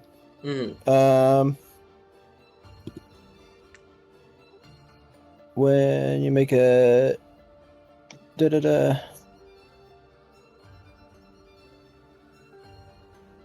yeah, it's the same functioning rules as when you normally apply it. It's just I get it as a bonus action instead of an action. Mm-hmm. That's perfectly fine. Holy shit. That's 26 piercing damage. All right. All magical. Jesus Christ. Okay. I would like to note I am a halfling. So yeah, 26 magical piercing damage. All right, go off. Is that your whole turn, Brutus? Yes. All right. Then at the end of your turn, it's going to use its legendary action. Let me double check. Okay. Okay, yeah. Hey, everybody, guess what? I need you all to make wisdom saving throws. And anyone who's under 16 fails. Does Is this this against being include me? frightened? Oh, shit. Let me check. Ba-ba-bum. No, it's only if the target can see and hear. So you're unconscious, so no, it doesn't. I got that one. Oh no, Dino. I got a 17. Go off. I failed. Oh no. Is this against being frightened? Partly, not all of it. But Okay, so I still get I'll advantage against the roll. Yes. Cool. So that's a 16. Also roll for Wolf. Cool. Thorn Root failed. fails. All right. Thane, what did you get? 21. All right, and Grim, what did you get? 17. All right. All right. So everyone who failed is frightened, and is going to take. Where is it? Up, up, up.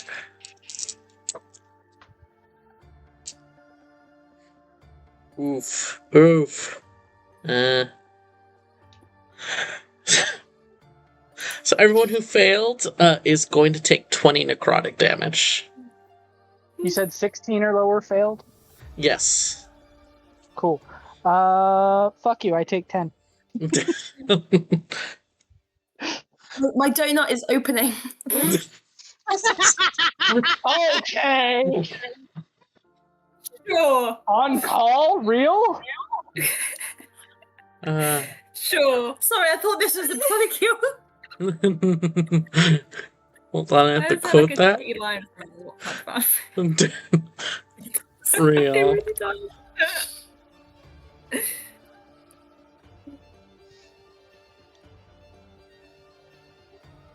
There we go. No! You're lucky you've got a float tomorrow. All right. So with that, Ivana, it's your turn. Great. I have a quick question. Yes. Because Kaz brought up a good point while we were muted. Mhm. The fact that Cousin Root's turn is before Tito is bad, isn't it? It depends on what manner you meet. In the poison sense. You mean the sickness? Yes. Technically no. What's bad is that the monster acts before Tito does. The monster what? The big monster acts before Tito does.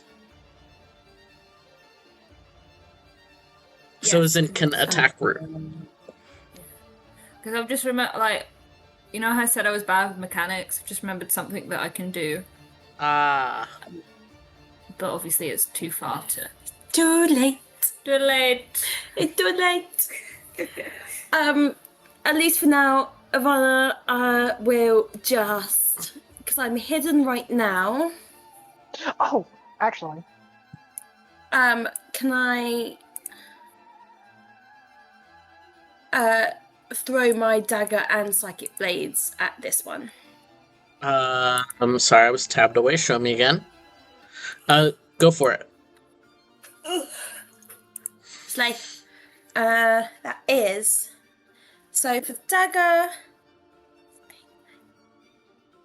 15 to hit. That hits. Slate and psychic blades is a 17 to hit. That hits. Slay. And because I was hidden, I get advantage. Mm-hmm. Which means I can add all my d6 to this as well. Yeah. Slay. I'm just double checking how many I get.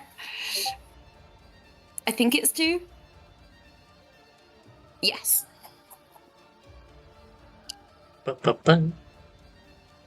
6, 7, 8, 9, 10, 11, 12, 13, 17. 17 damage for the first one. Alrighty. And 14 damage for the second. It looks like it is perhaps on single digits. Sorry, 18 damage for the last one, so add another 4. It is now dead. Yay! It had 4 health left, then you said add another 4. It's because I forgot to add the 4 from the weapon itself. And I'm frightened, right? Yes. Yes, okay. So I would like to... I'm gonna say, thanks, Grim, we'll talk about this later. With this, and like vagues to the, major injury. The size of a fucking plate. And I would like to then skirt around to like these rocks here and bonus action hide again.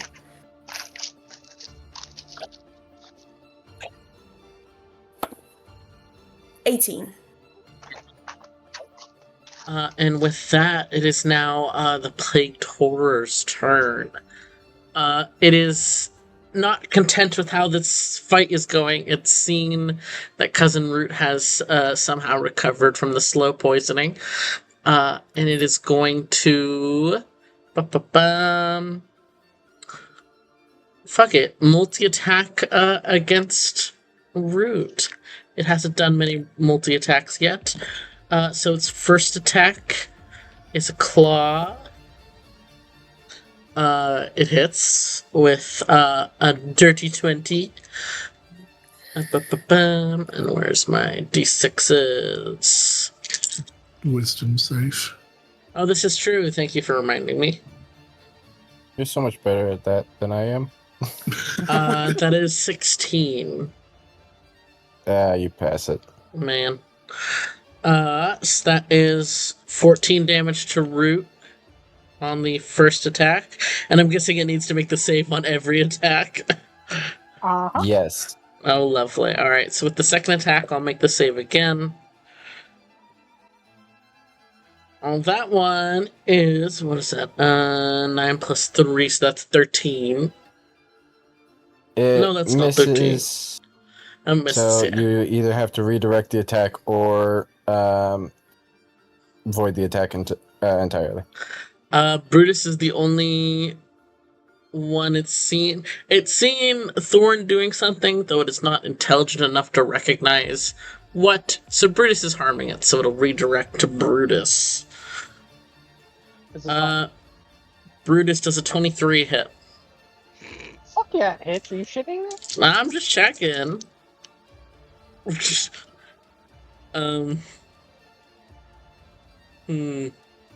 see. Let me check what type of damage it does. Sweet. Go ahead and take 22 slashing damage, Brutus. How about I use my reaction and only take 11? Hell yeah. And it has to make one more saving throw as its final attack goes. That is a 1, so it does have to redirect that attack. Hey, Brutus. Jesus.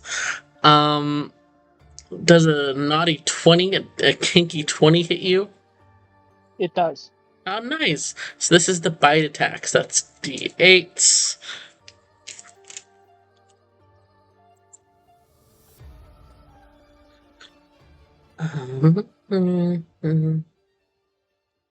So that is 18 piercing damage. How much? 18. 18. Cool. I'm on 7 HP, y'all. It's fine. 7 more than me, buddy. That's fair. Also, I just think it's funny that that's the first time Brutus has gotten hit this whole fight. And he's almost dead. It is now Root's turn, who is again going to try to do her healing aura, which does not affect herself. Oh, nice. Hey, Ironically enough, everyone gets 13 healing again. So Karis is back up! Woo! Yay! Yeah.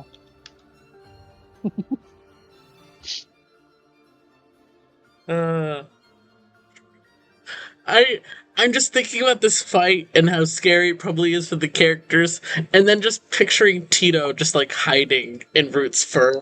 Yeah. Also, was that the end of the monster's turn? Oh yes, so it does take the damage. Yeah. Go You ahead. said it was 9? It's 9 radiant, but then he's Yeah. takes more, so it's 18. It's 18 radiant. Woohoo! Let me do that Hell yeah. math. Minus 18. Nice. He's looking quite discontented. That's what we like to hear. Have we gotten him to sub 50? No. Is he sub 100? Yes. Yay! Sub In 80? sub 100. He is sub 80, that is all I will say. And with Cousin Root's turn ending, Tito, it is now your turn. Slay. Using the 50 I would like somewhere, I to think. knows it's going. I would like to do another medicine check to Mhm. help Cousin Root. Go for it. And do that first and then do the Pact of Boon. Yeah, Pact of Boon if you fail it. Okay. And then Lucky if you fail it again. Cool. So that is a 10. 10. So Nope. then what can I do? Add your D4. So that one. 4. 14. The DC is technically 14, so I will allow that to work. Yeah. Yeah. So I do the medicine check to help heal Cousin Root to stop the bad thing happening. So What is Tito's version of patching up Root's wounds? I need to know. So you know how everything that surrounds Tito is circus based? Mm-hmm. He has like because he's a clown. You know the magic trick where they pull out loads of handkerchiefs seemingly out of nowhere. He just does that, just stuffs them into the wounds as like make handkerchiefs. That's what's happening in the fur. Just going around stuffing these handkerchiefs into the wounds. I love that. You're so welcome. You hear this weird Is- twinkling noise as he's like scurrying around, but no one has any idea what it is. Is that It your is whole just turn? suddenly covered in brightly colored fabric. Yeah. Yeah. Is that your whole turn, Tito? I Do you have any bonus actions? That is the question. I think we said the bonus action was just the dagger thing. Yeah. Yeah. Uh, Can we look at the doodah? We can look at the do that. It's still Can I also use Eldritch Blast against the big bad? Please and thank you. Yes, you can. Go for it. Does it have to make a check, or is it a roll to hit? I can't remember. roll to hit. It's a roll to hit. Go off. That one, and then Plus 7. plus 7, so that is 18. That hits. Yeah. And then D10 plus 4. and that one. That's 6. Hell yeah.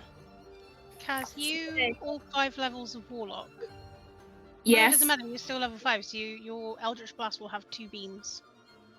Oh, cool. So another D10. Yeah. yeah. No, so you roll again to hit. Oh, yeah. Okay. So roll again to hit is nat 20. Woohoo! Oh yeah.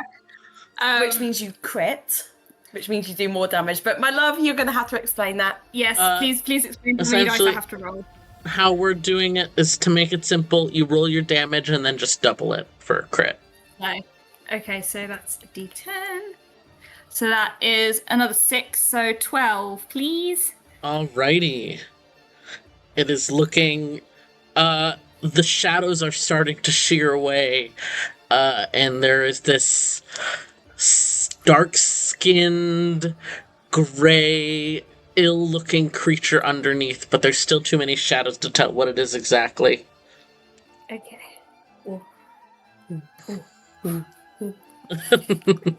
All right. I So, think so with that, it's Karis' turn. Karis, you don't have to make any death saving throws. I do not. Jesus Christ, I can't believe that was 1 round ago. Yeah. I'm gonna stand up using half of my movement. Mm-hmm. Step back from the thing that took me out just a little bit more. And then, for shits and gigs, we will go with a 3rd level guiding bolt. Nice. Oh, I really hope this hits, guys. that's a big gun. 24. To hit? Yeah. Damn! You And this just is gonna fucking be- killed this thing. This is going to be 66 radiant. Jesus. And that rolls double. That's gonna hit like a fucking train. Excuse me whilst I do some counting.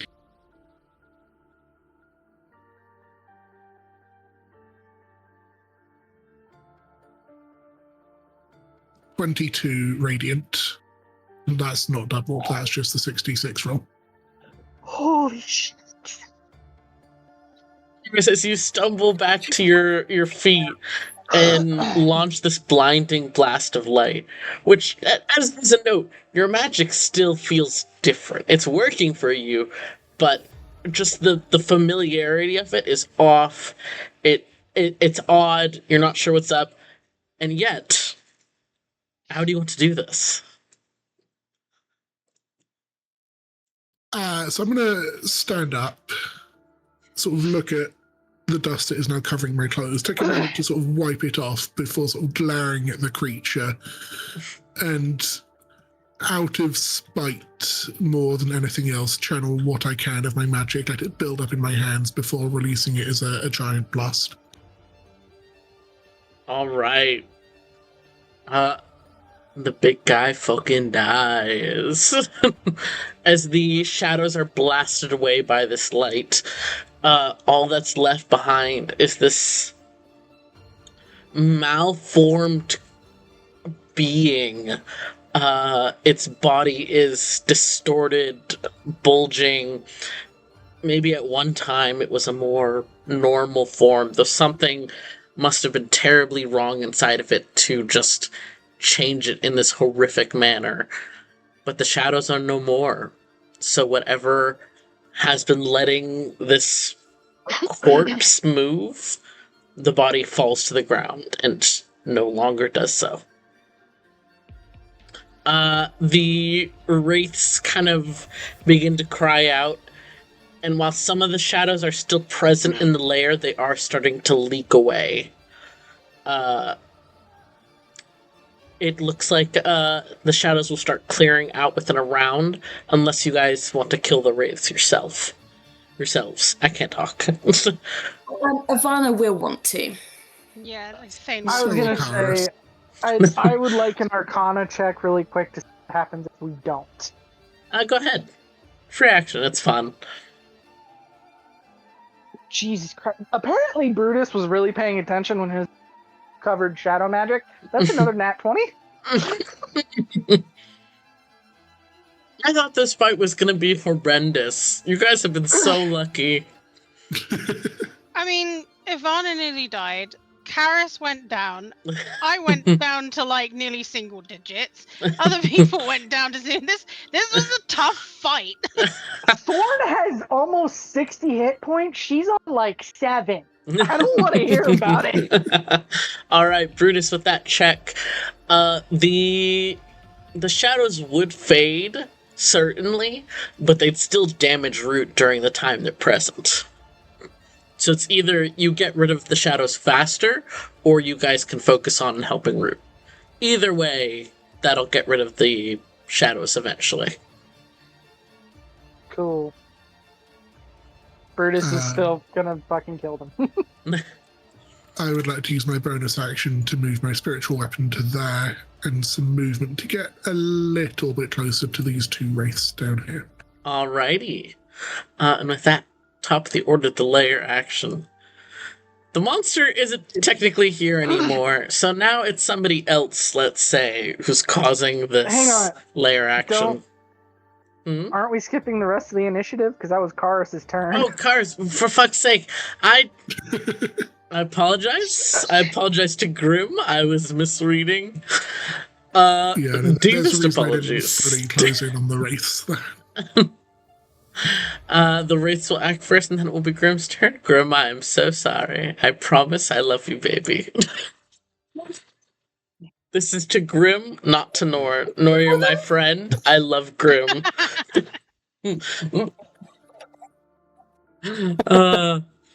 Alright. Hey, Karis. Hi. Hi. You killed their boss. You did kill their boss. They're not very happy. Real. So, I mean, you say I killed their boss. I say I freed them from eternal employment. 17 hit? Yes. Alrighty. So that is... But where is it? There it is. Roll damage. Oh gosh, Meth. Go ahead and take 10 necrotic damage.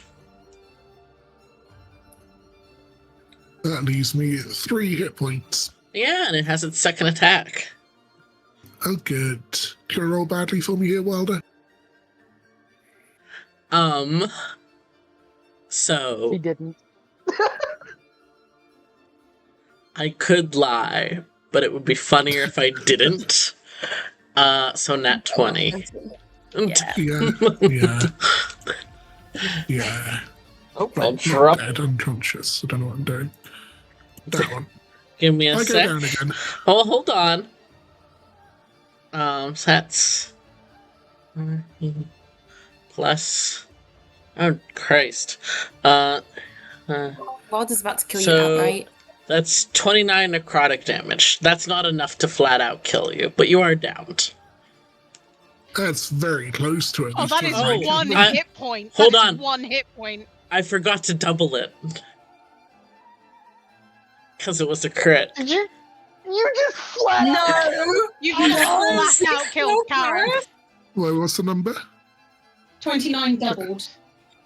Your hit points got is so 27. Is So- it more than 30 total is what we're saying, yeah? Yes. Yes. Yeah. Karis is dead. Wait, is it To be what? clear, I am not upset. I said to Wilder, feel free to come for me as much as you want. I'm going to grab a quick snack and then I'll be right back. Oh my god! What? You got slaughtered by a minion! Oh my god! Charlie has left his desk, just for clarification. Since these minions are challenge level 4, so they're They're challenge level what? You 4. 4, yeah, fair. So, you know, alone it might not be bad, but all together, plus the big boss, and do a funky little So- dance. You were saying about how you found this combat disappointing for you, Wilder. No, it's fine now. The worst Can part I- is Wilder knows something I've got on the corner, and we may get there.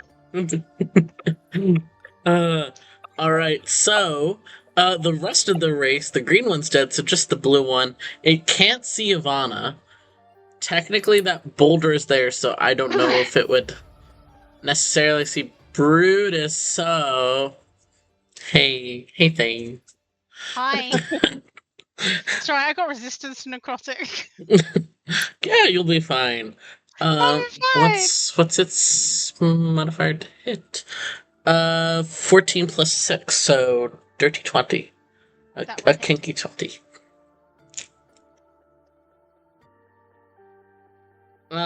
Jesus. Okay, yeah, the dice heard me talk about this fight, and they changed their minds. So that's 23 necrotic damage, and your resistance, so halved, would be 11. 11. And its second attack That's a 5 plus 6 to hit, so 11. That's not gonna hit. Yeah, nope. Alright, that is the Wraith's turn. Hey, Grim! I messaged you, but you didn't Yes. respond. I'm trying. I have to find where I sent you those abilities. Let me go look. Da, da, da, da, da, ba, ba, ba. So, Karis, how does it feel to be dead? How does it feel to be the last one? How does it feel like to have karma at last of having a character death after you've killed us so many times? So, hold on. Let me. Us, Charlie. How does that feel? I've had a TPK once, and it's still coming at me with killing us so many times. I've only ever killed your characters with your consent. You did not TPK us with our consent. Apart from that one. So, But To you be know, it's fair, a dragon I- level 3. one of the characters TPK'd, so I feel like this is in fact karma. real.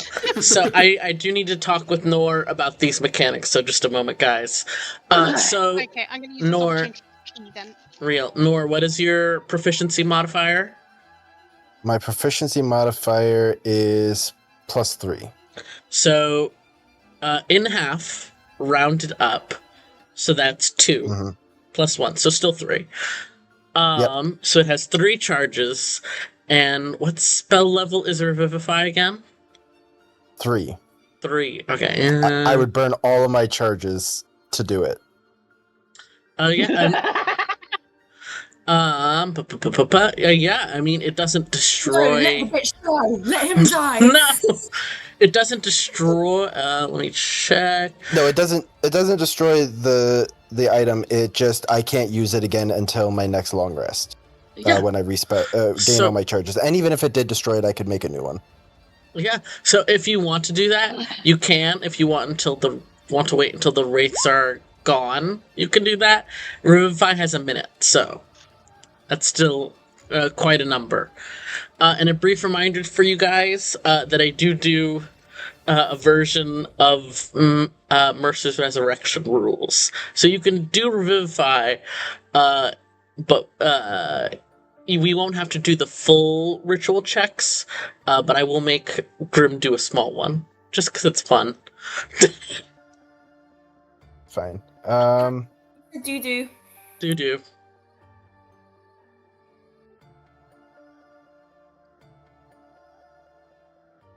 I'm so out of touch with how Revivify works. And it's not even Thursday. Yeah, you know what? I'm gonna just go ahead and do it now. Because I can make it to here. Put myself in the line of danger. Because beautiful. yeah, I figure that with Brutus being there, that will help out a lot. And Yeah, you know Brutus what? No, never mind. I'm not even gonna think about that. Because something you said earlier. So yeah, everyone's gonna watch me pull out a stone that is crafted with like medical rune looking things, and they're going to pull it out and place it on Karis's chest as they perform the Revivify ritual. Alrighty. What's the casting time for Revivify? Is it just 6 seconds? Instant. Alright, in that case, Grim, what do you do or say to try and convince Karis' soul to return to his body?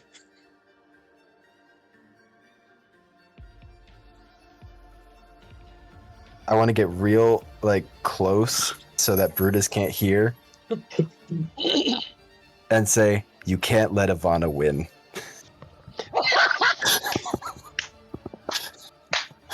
How did I know it was going to be something like that? Okay, I've just come back from peeing. What have I missed? Grim is casting Revivify, and Wilder asked what Grim did or said to encourage Karis' soul to come back to his body. And Grim, whispering so Brutus can't hear, said, "You can't let Ivana win."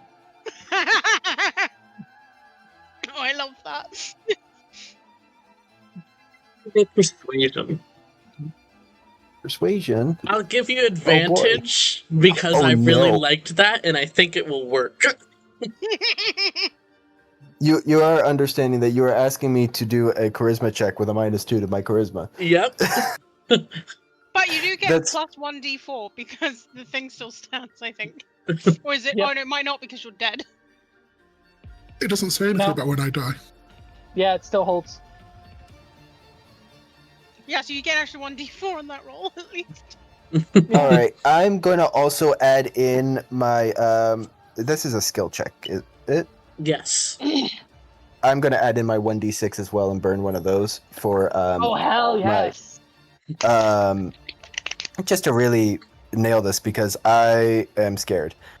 So that will also unlock another memory for Grim, which will be fun to see. You said I get a 1d4 as well. Yes. A D4 and a D6. All right. All right, nailing those. So 19 -2, so 17.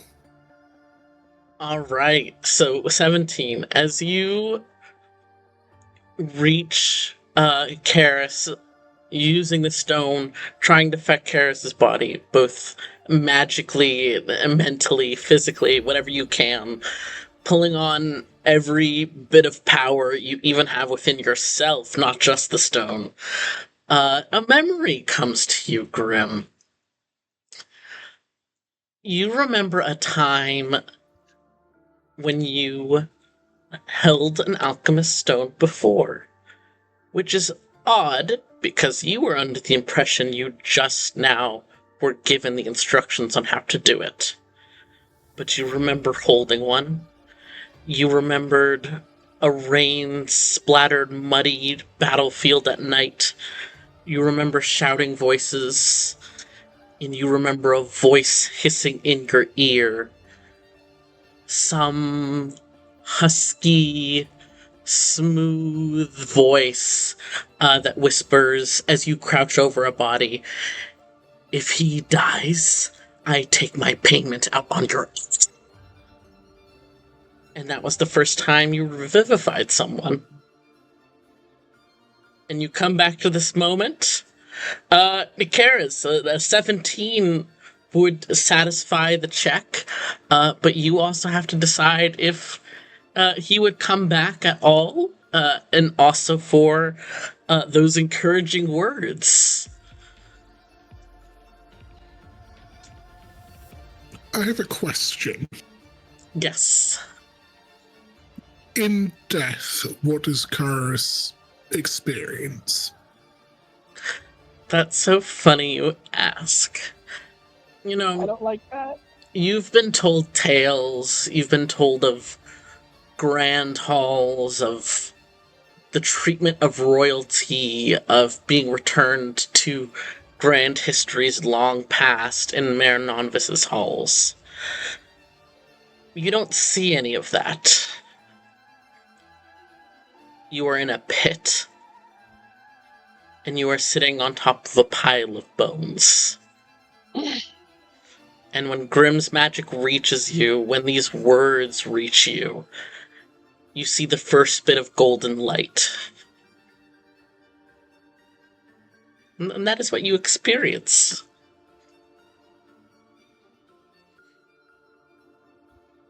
Yeah, Karis would come back. You don't want to hang out in the bone pit? No, not particularly. All right, then, Karis, you come to on the ground with Grim leaning over you with those words fresh in your ears.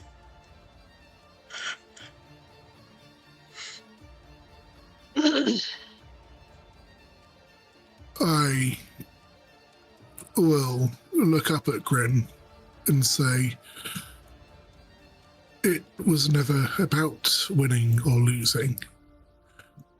And I will tear the symbol of Marion on this off me and throw it deeper into the cave. Play. And then Grim will bonus action healing word you. Just as a precaution. First level, so you know what? It's you. I'm gonna roll your d4. Wow. Go ahead and take 7 points of healing. He's not wrong though. Charlie, is he wrong? No. But That's why it wow. hurts.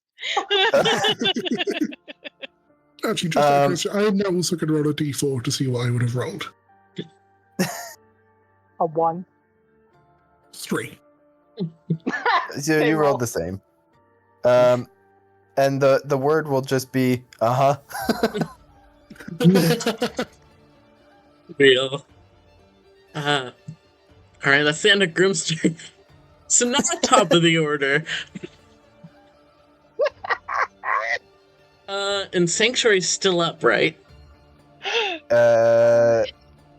It should be. Alrighty. It lasts 10 rounds, so I believe I got 2 more rounds on it. Okay. In that case, we'll see if it diverts. So it does divert. So, Grim, you're focused on this moment, you're thinking of Karis.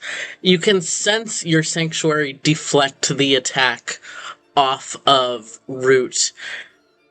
But almost as if you can mentally feel the connections of your magic, like threads in your mind.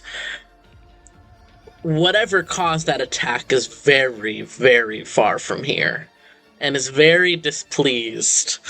So, Grim, I need you to make a Constitution saving throw. Oh, thank God it's Constitution.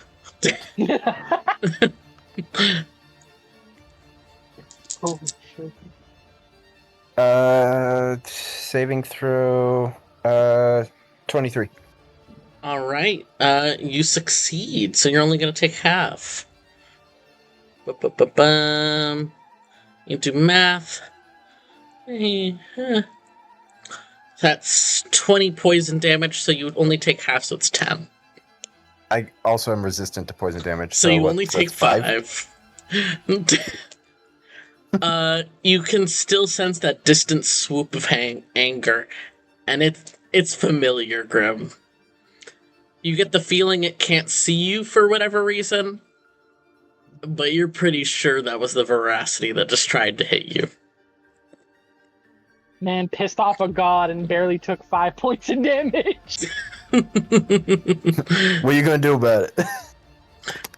And with that, it is now Thane's turn. Okay. I am going to bonus action mark this guy in front of me. So that will make my first attack roll at straight instead of at disadvantage. And you established this is an undead guy, right? Yes. So I get another d6. And sharpshooter for -5. So All right. that is 19 to hit.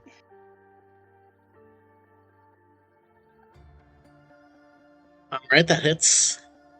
Okay, so that is 14 points of magical piercing damage and 11 points of radiant damage. Go off. Plus 10 to the... Sorry, so it'd be 22 magical piercing because of the plus 10. Yes. that's Thane, how- you have slaughtered this guy.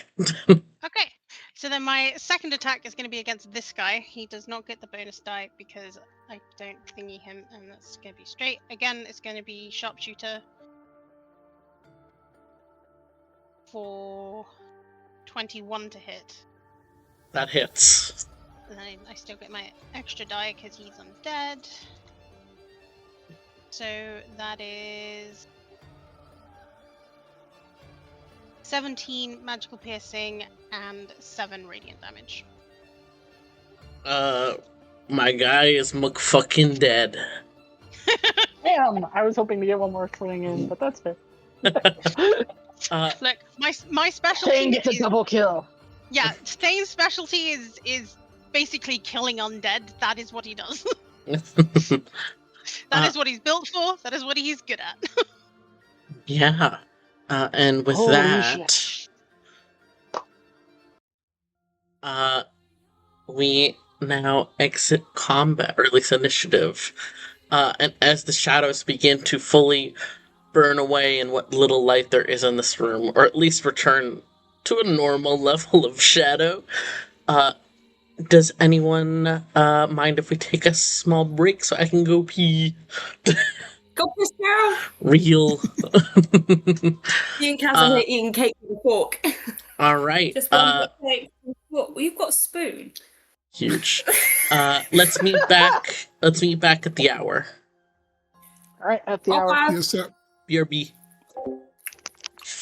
BRP, you could say. It's amazing. It's perfect.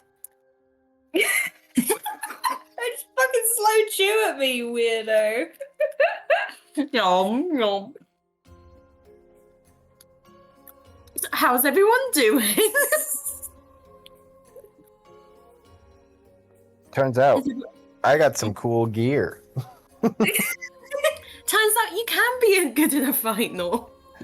I didn't attack once because I knew it was pointless. But I got one item from Wilder that made things a lot easier, and I used all of my slots for it, for Revivify. But we're out of battle now, so it's fine. It's worked out. We're going to take a big one nap. It'll be fine. We have a dungeon to get through. To get out of Yeah, here. we're gonna rest first. We're not gonna be going without one. I have no spell slots. I can be In general. Yeah. Yeah, you can be cast again. Just go through it. Yeah. Say bye, motherfuckers. For context, in the one shot we played many moons ago, we were on the train, and I just kind of scouted through the whole thing in gaseous form and just avoided a load of fights. It was great.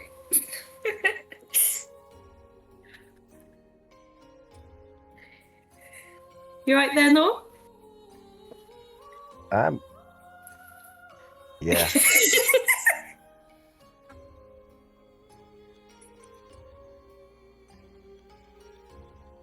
Yeah. Scoop. You having fun? Yeah. Cake time. Woo. Cake time, woo! Woo! I feel like it's fun eating cake with a teaspoon. Because I can, like, squidge it down onto the spoon and then bite into it. Yes. But only like the little sponge cakes you get, the ones you put in the microwave. Like Aunt Betsy's sponge cakes. Yes. Yeah. They're great with a spoon. Normal cake is good with fork. Because fork over cake. So rude. I'm a rule breaker, not a rule maker. Wow, look at you rebel. I know. Some might say I'm one of the cool kids. Who? Sorry. What's the NCR quote? You like Audrey Hepburn, you can't swim, you can't dance, you know karate, whatever the fucking thing is. No, I don't know that. Do you know the start of oh, I'm not okay. In the music. Yes, I know what you mean. Oh, I've got lemon on my arm.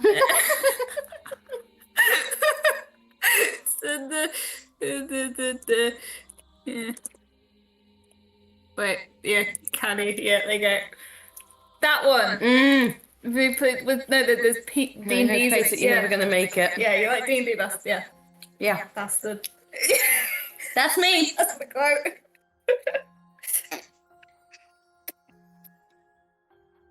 I have half a coke. Also, the fact that this is a plant-based cake, I'm kind of obsessed with it. I know, right? Vegan cake. Vegan cake is great. Woo. I really hope Jack didn't want this. Well, you shouldn't have left it in your fridge.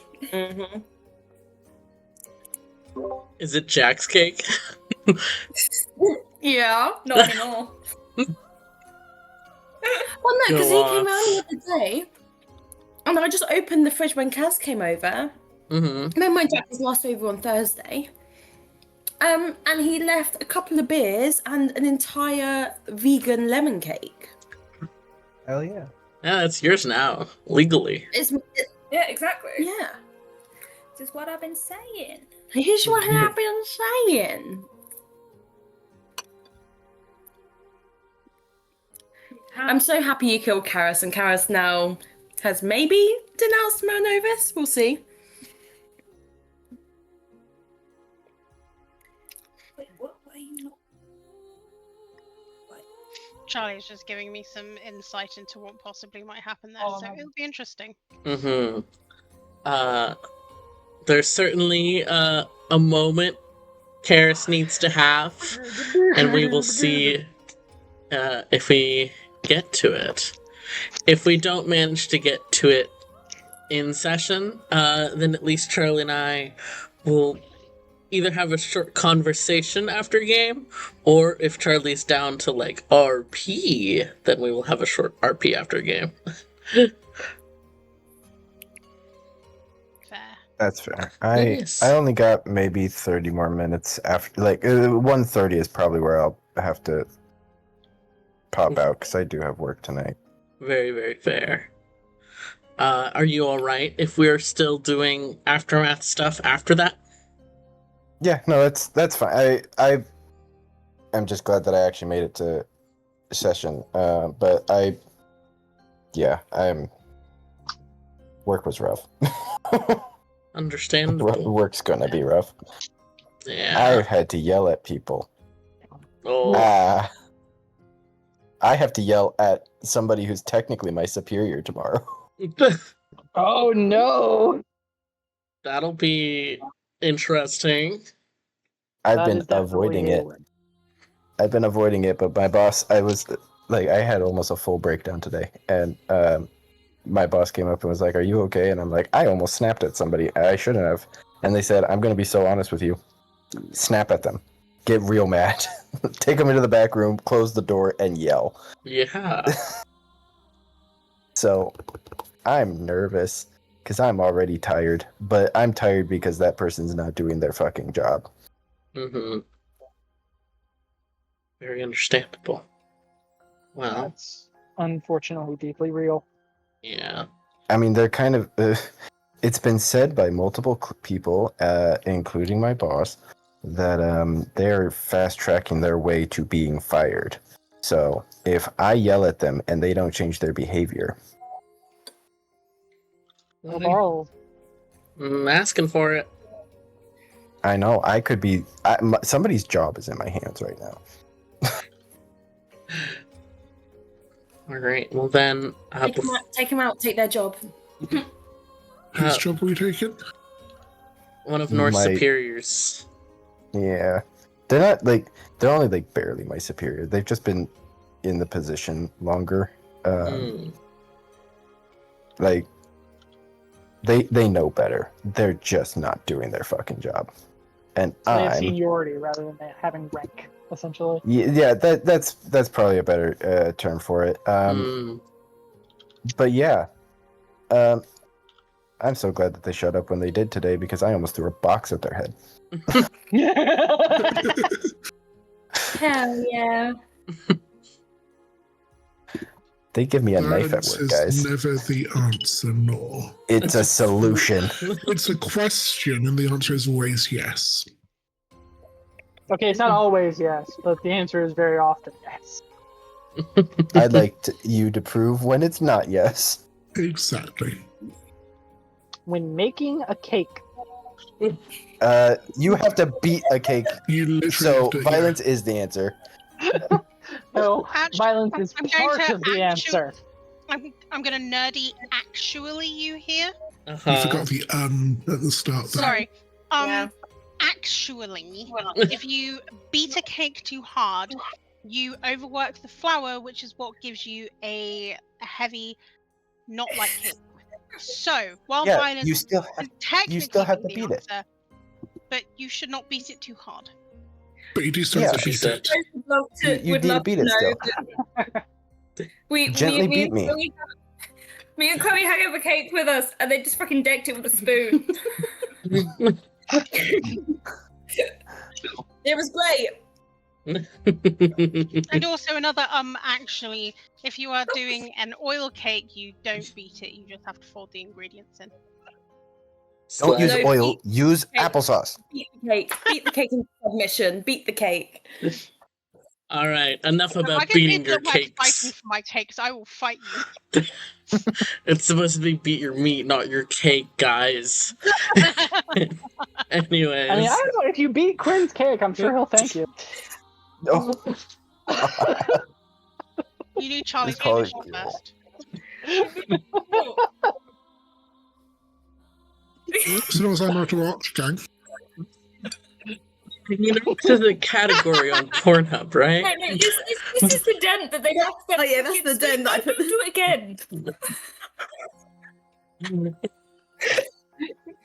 No. Send Nor off to sleep. In the aftermath of this moment, as the shadows are drifting away, Karis has miraculously come back to life, and most of you are catching your breath. I do want to briefly talk about a mechanic that I might use if you guys are open to it. Mild for right now, and maybe as we get higher levels it will get harder. But in That's what he cases, okay, you. In cases where a single attack does, like, essentially a single attack takes you from the case of full health to single digits, or in the case of Karis, takes you out, like, completely, would you guys be open to a lasting injury kind of thing? Where mainly it's about just having the roleplay vibes of a scar, and having a level of exhaustion until you can long rest. Just to kind of make those dramatic hits feel more dramatic. I'm also down for that. I'm down for that as well. Hell yeah. What's that gonna look I- like for Tito? Like Well,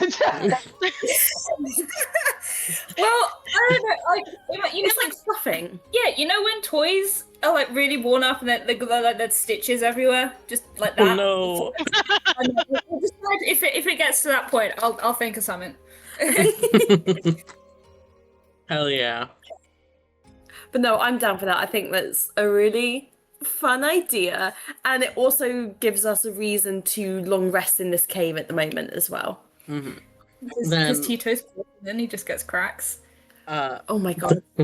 Then that's something to think about for Chloe and Charlie.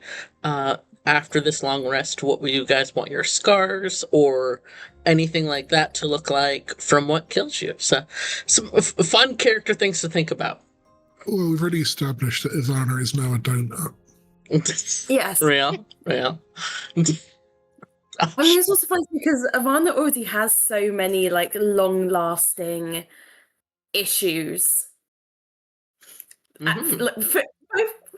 Mainly mental, but a lot physical I as well. just thought of the most cursed shit ever. Oh shit! What? Riding off of the fact that you're a donut and Tito is small. Could Tito just sit in No. the hole? No. Horrifying. It's also funny that we're introducing this mechanic the to a spine party through the that hole, technically it's only like has like 3 good a hole. hands between them. Yeah. You are not holding my spine like a carousel horse. What you gonna do? Oh my god! Everything I do is circus themed. But what are each of you doing in this remaining moment? I'm immediately like heading over to Root and checking on Root. Yeah, Brutus is already headed to Root and Thorn. Slay. I'm taking a nap. Like Ivana is full, just sitting and then leaning up against the rock that they were just hiding against, and is just going to stay there with their eyes closed for a sec. Grim is gonna go bother Ivana. Carlos is just lying on his back, staring at the ceiling, just processing. Tito's gonna stay hidden for now, but will like, I think if people get too close, they'll hear like the twinkling noises and like tiny squeaks. But I'll let you deal with that. Then we'll handle Thane, or at least we'll handle the conversation with Root first. She's still kind of in her badger form. She's panting, is significantly injured, but is okay, and seems to be checking herself, and eventually settles down with a heavy thud. Well, that was unpleasant. Was Are that... you feeling I can be healed. I will be well after some rest. My concern is, she kind of glances around the room as if watching something you can't quite see. My home is no longer safe. Its protective wards were broken through. I do not have the capability to recreate them myself. They were a gift. I worry that this means just anyone could come here now. Who gifted them to you? A goddess. Not okay. That's... Bruce kind of... Not so easy for us to, maybe contact and. I mean, like, there's like 2 separate temples upstairs, but yeah. Tricky. Could I can get in contact with some other. He kind of like, just try to choose his words a little bit. Other spirits who might be able to come and help. Oh, okay, cool. That would be helpful, probably. It is possible. The strength of my words, they were powerful because of my purpose. Because of my charge and my promises. I do not know how to reach the one that originally gave me this protection. They are difficult to reach. We might be able to get something in place for you while we try and reach them. This is possible. Are all of you well? Dane's going to pull out his notebook and make a note to get in contact with his boss about sending powerful spirits down to help assist in rebuilding something for Root. Slay. She kind of glances between you guys and says, "Are you all well? I can feel that there is unrest within the city."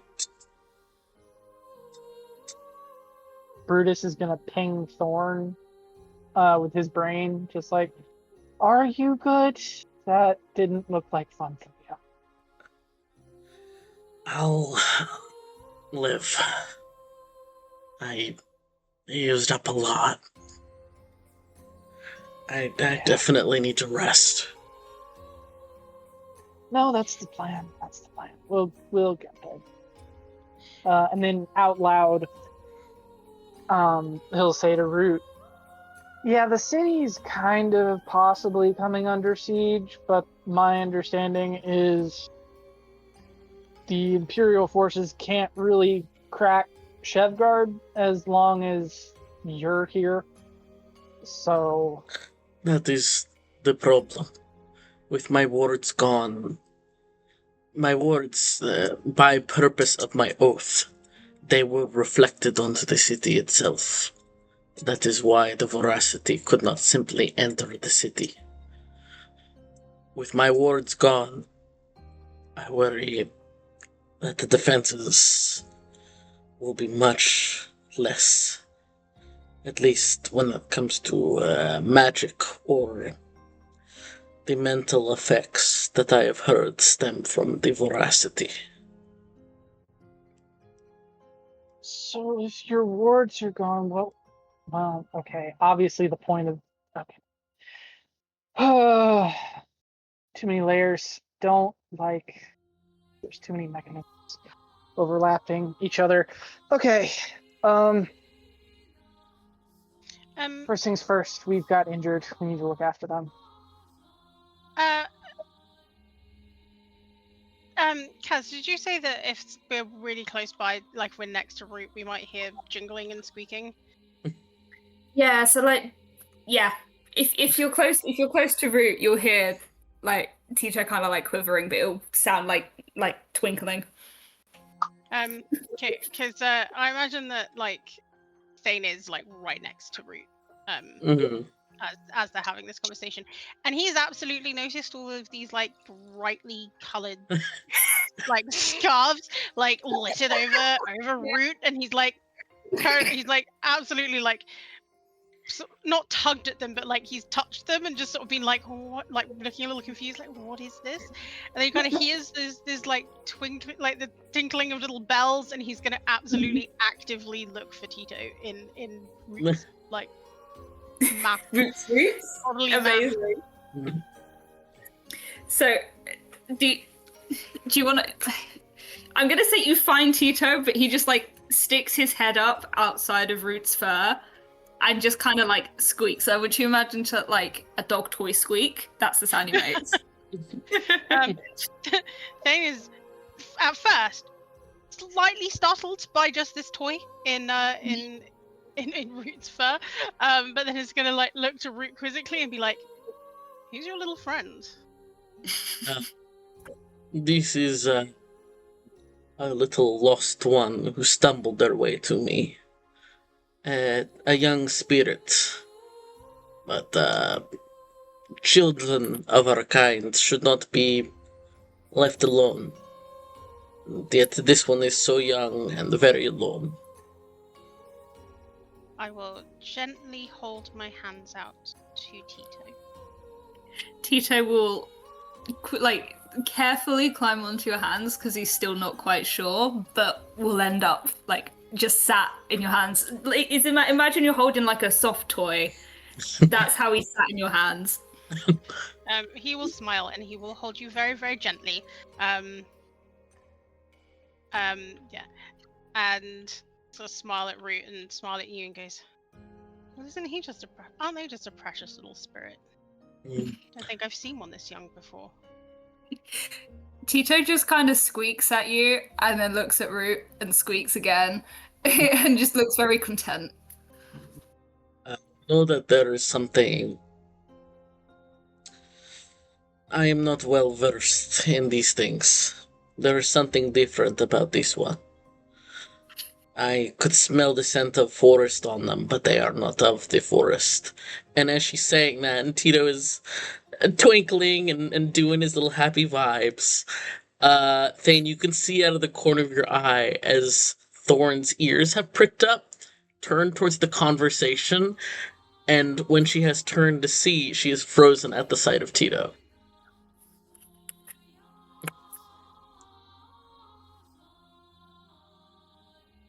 I think he's going to.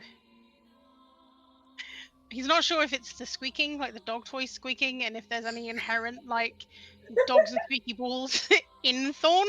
So he's going to purposely just sort of stand to full height.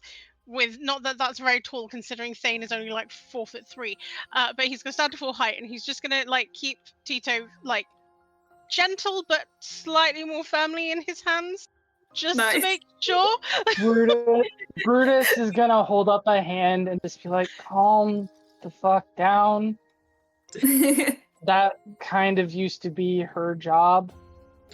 Don't worry about it.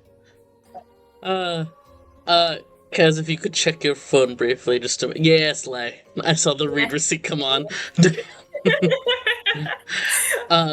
Then, Tito, as this brief conversation happens and you meet the gaze of this giant dark brown wolf. Certainly familiar. Yep. You don't know her name. As far as you know, she's just a dog. Yep. I think Tito's gonna look. Oh, I can't remember character names. Look at Quinn and then look back at Thorn and just kind of do like a grabby hand towards Thorn. She immediately is like stepping over. She doesn't like. She's not looking to take Tito. My God, Tito! I tried to say Thane and Tito at the same time. But she presses. She presses against your side, Thane, and kind of like sniffs at your hands as if trying to double check who Tito is. He'll hold Tito gently, and he's kind of almost absent-mindedly just like gently petting Tito while he's holding him. Yeah, just like in an affectionate kind of gentle manner. I would say that this whole interaction with like Thane and like Tito and Thorn is probably the most at peace you guys have probably seen him this entire time, because obviously up until this point he's very much had a rod up his ass.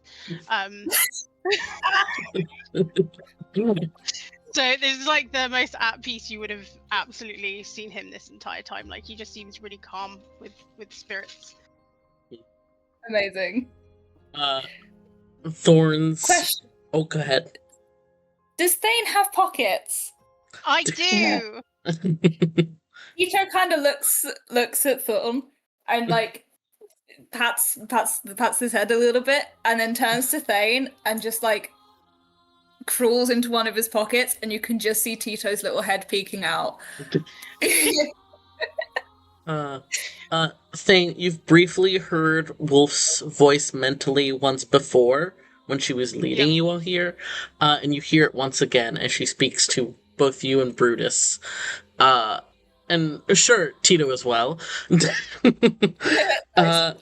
And says, I recognize this little one. They were with the children I looked after. I was just about to ask if it was yours. The caretaker who had charged me to look after the children had said that something was different about this spirit, and she was going to try to figure out what had happened.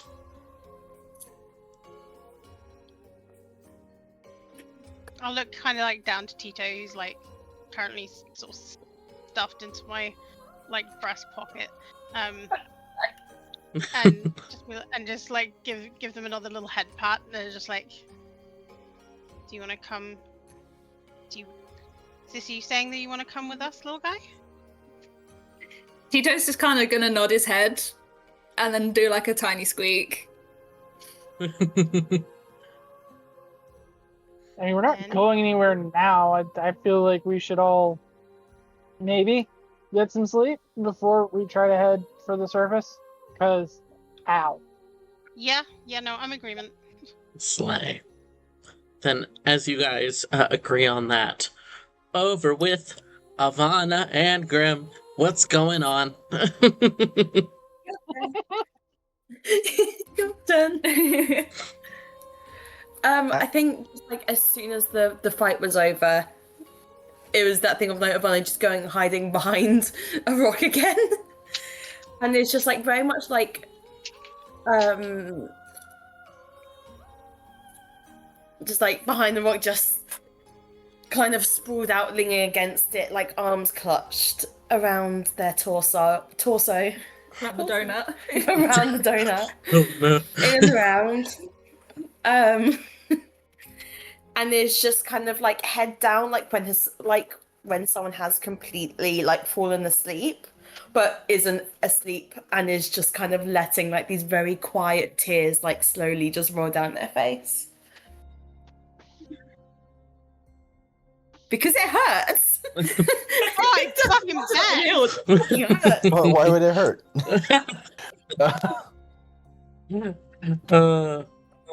By this point, I think Grim would have been one eye on Ivana the whole time.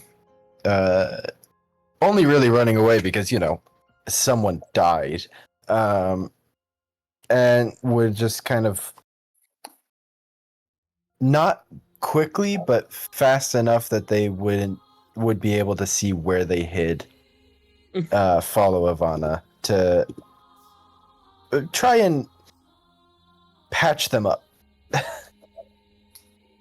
And seeing Ivana kind of do that curl up thing, I think Grim would kind of take a moment to think about what he's supposed to do in this situation. Before kind of just saying, fuck it, I'm a doctor, there is no nice, and walking right on up and like squatting down right in front of Ivana. And even though Ivana wouldn't be looking directly at Grim would be like pulling out their medical bag and like preparing their equipment, and kind of just like nonchalantly say, I hope you're ready for a medical procedure, because you don't get a choice. Yeah, I didn't think I would.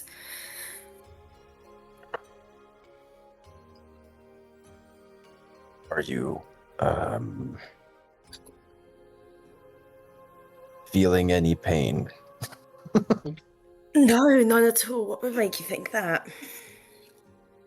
The hole in your... You're being sarcastic. Yes, I was being sarcastic.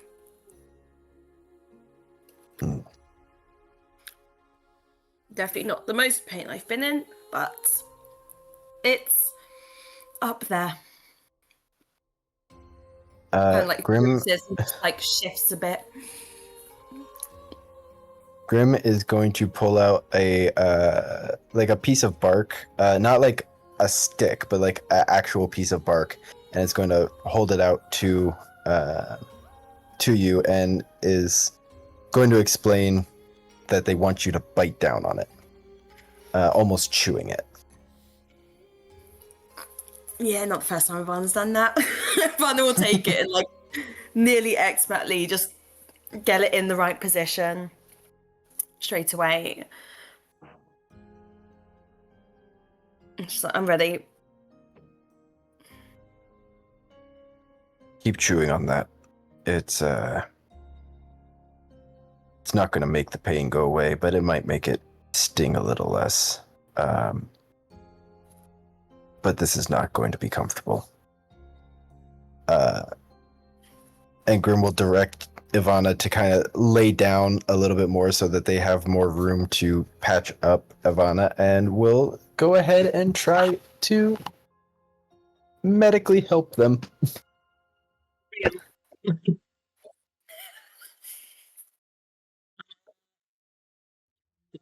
Just for shits and giggles, go ahead and make a medicine check.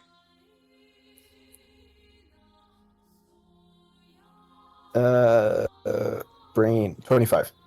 Here we go. All right. Taking a look over this, and as you start to patch up what you can, do doctor things such as like packing a wound, that sort of thing. This is a magical world. With magic, Ivana could be healed right now. With rest, Ivana will be more healed. Ivana will likely be still not feeling well tomorrow, but will get better.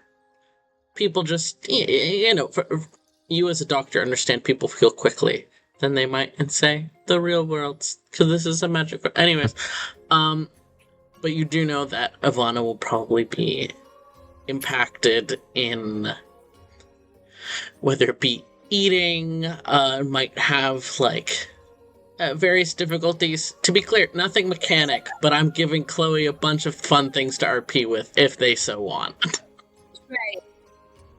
Right. Um, but also this is the first time, Grim, that you've seen like Ivana's skin because you've had to check it, and Ivana generally tries to hide it. But it's just even, wow, shocker. Taking a look at Ivana's insides, you can see certain signs that a doctor would recognize, such as stress on the bones. Like, Ivana must have, while growing, been training intensely the entire time because your trained eye can pick out, that the bones maybe didn't grow quite as well as they should have. Like, your trained eye can pick out all these details. Alana is tough. They'll make it. They'll probably pretend they're fine tomorrow, but you can tell it will be rough.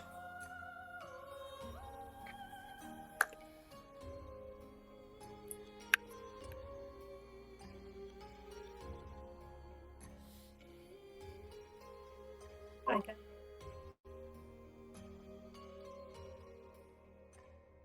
As Grim kind of finishes up with the patching up,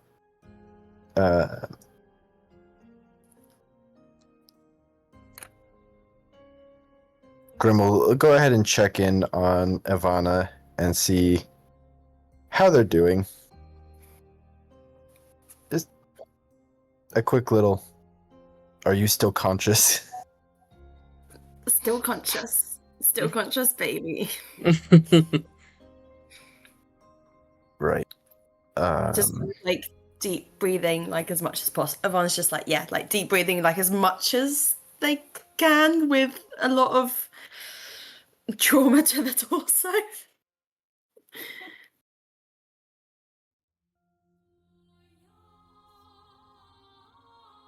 You're gonna need rest, but you're gonna be fine.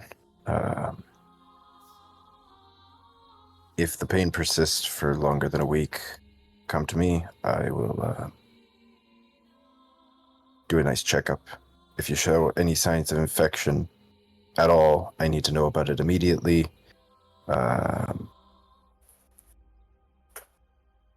Suppose you don't have to check your fingers for infection. Like, that'll be fine. But hey, maybe you do have some bedside manner. Just remind me of someone. It's easier to go fuck yourself.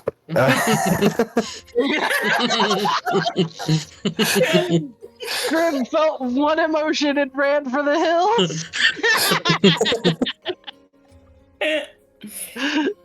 So do I get the easy way out? Do I have the plague, or am I still going to be around for a while?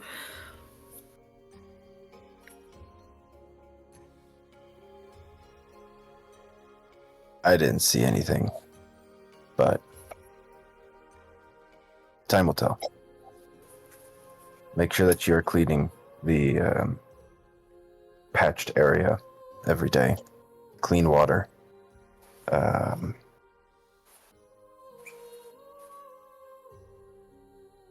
And if you want a quick way out, I got plenty of poisons for you.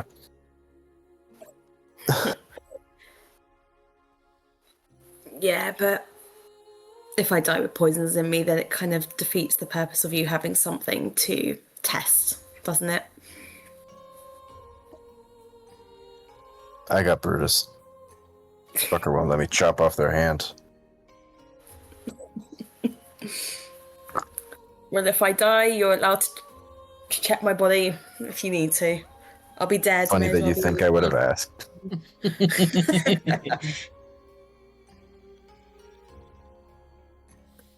No, I think you'll be fine. But I am your doctor, whether you like it or not. So check in with me, make sure that everything's going to be okay. And I'm sorry that you didn't have a normal childhood.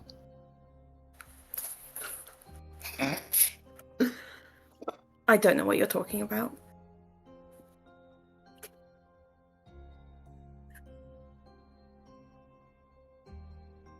I won't bring it up.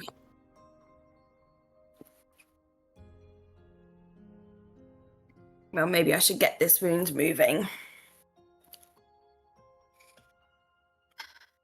Got any clean That's what you water on me now? That's a good question. What is in Grim's inventory besides a head?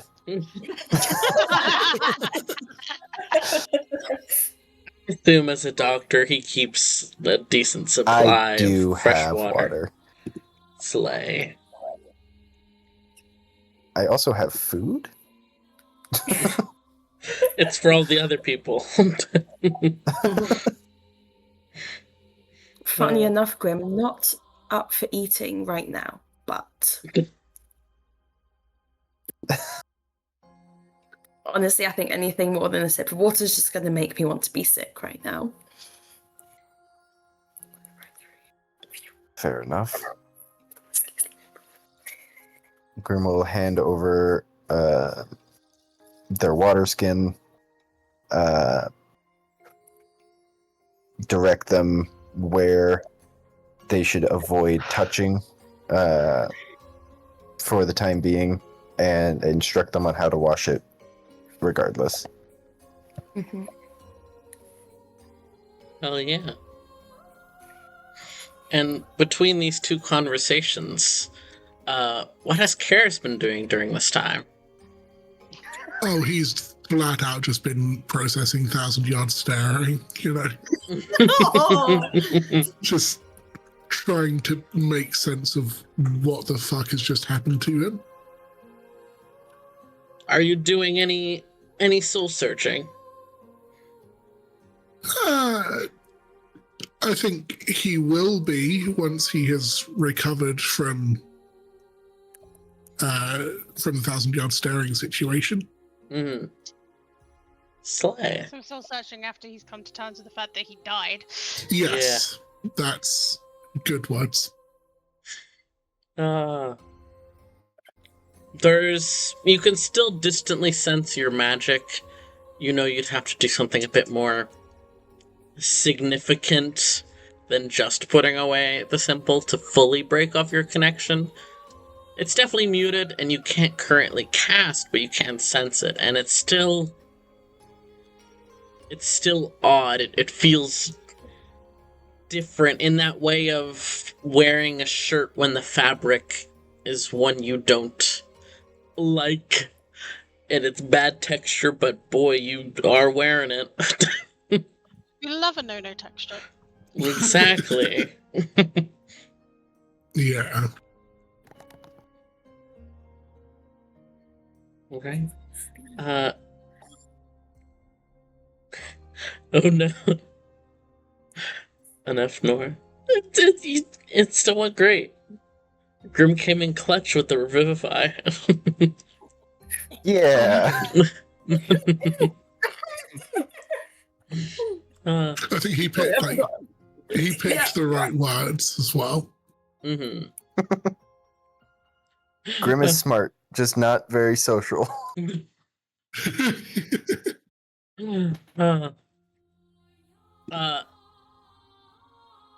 Brutus and Thane, as you two are briefly distracted with this interaction between Tito and Thorn, your attention is sort of drawn back to Cousin Root as she shapeshifts back into her hag form. The injuries carrying over, it seems, as she is not a druid. She is just a shape changer. And she still seems to be watching something move around the room that none of you can quite see, and she's sort of frowning, and eventually says, "There is something wrong with the flow of magic. It is different. I cannot tell if it is because my wards are broken or if there is something else going on. I think you all will certainly need the rest. Something is happening.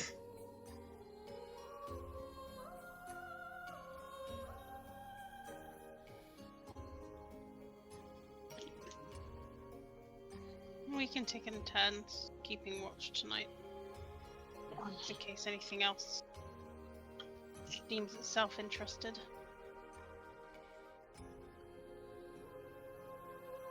I will also keep a form of watch. I can sense when, well, mostly sense when someone approaches my lair. Tito's gonna kind of poke his head out of the top and go like, I can help. I don't sleep.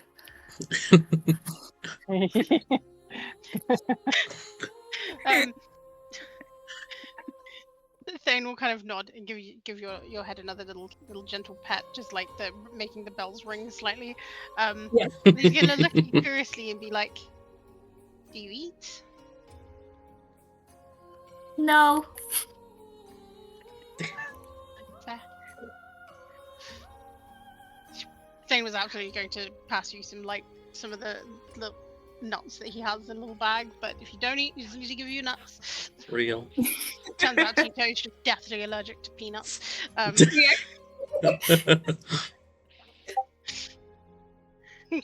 Grim and Wolf will shake hands.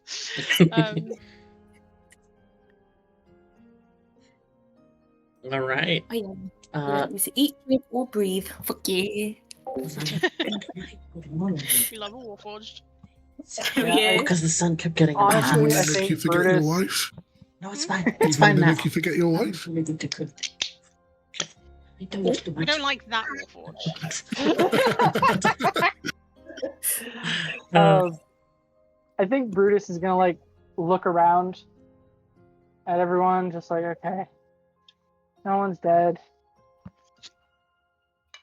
Karis probably gonna want that, and he's gonna wander off and try to find the holy symbol that Karis just flung into the cave. Sure. Thane Go is ahead. gonna go over and check on Karis while you're doing that. Yeah. Brutus, go ahead and roll me investigation. Put it in chat, and we'll get to that in a sec. Cool. Karis and Thane, go ahead. Thane will kind of like crouch down next to Karis, and just give him a gentle poke on the cheek, see if he's actually alive. Still alive. Karis will like full on jump at the moment you poke him. You alright there, bud? I don't know. He's gonna like offer you a hand to help you sort of sit up since you're still lying on the ground. He'll take the hand and sit up gently. They'll do you like a once over, make sure there's no need to summon Grim further to tend to any wounds or anything. Okay. And he'll just sort of stay there, like he's doing that kind of like, I don't know how to describe it, that sort of like full crouch down, so that like his butt's nearly touching the ground but not quite, like full deep squat. Yeah. And he's kind of just got like a hand on your shoulder gently, like, do you want to talk about it? Not right now. That's okay, you don't have to talk about anything now if you don't want to, but I'm willing to listen when and if you do want to talk about it, okay? I appreciate that.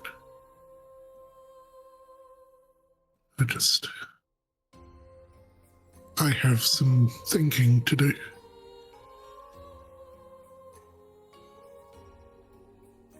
That's fair. He's like purposely trying not to like ask questions because you've categorically said you don't want to talk about it. Like, is there anything I can do to help right now? I don't think so. I think I've got some thinking to do, and if anything comes of it, I'll let you know. Okay. Do you want help standing up? Yeah, I'll be alright. He's gonna like come up from the deep squat, and he's still like holding your hand from like pulling you to thing, and he's just gonna like ready to help you pull you to your feet, or like see if you want to just stay on your ass for a bit longer. He's going to want to stay on his ass for a little bit longer. So he'll instead sort of shift and kind of give you sort of a gentle pat on the shoulder over just it's like try to be that kind of very awkward, like trying to be reassuring but doesn't quite know how to be reassuring, kind of like awkward pat on the shoulder.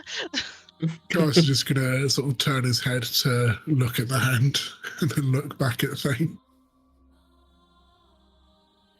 We got a new friend. He's going to just change the subject dramatically.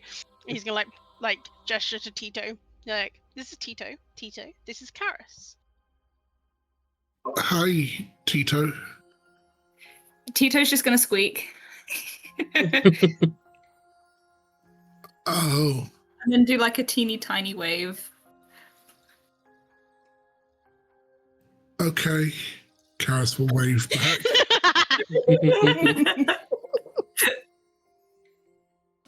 Tito decided he's going to travel with us for a little bit, so got myself a pocket pal. Love that. He's trying to like also hide just how excited he is to have like Tito with him. Like the experience, like I've mentioned, he's totally like autistic 101, and spirits are his special interest, guys. Amazing. There's also the layer of Not in gardening.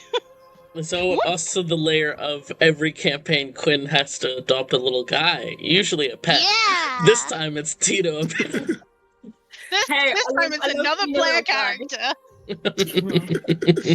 Love being a little guy and just the silly little goofy dude. I can, yeah.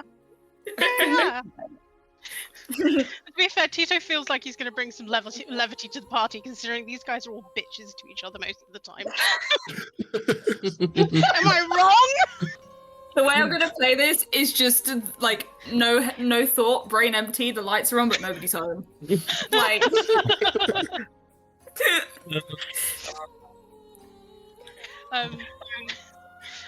but yeah, they all kind of like then so like look to the others, make sure making sure everybody else seems to be okay. Can't really see Ivana and Grim, but assumes that they're together. Look back to Karis and go, I'll give you your space, but come join us when you're ready to. Thank you. And then he will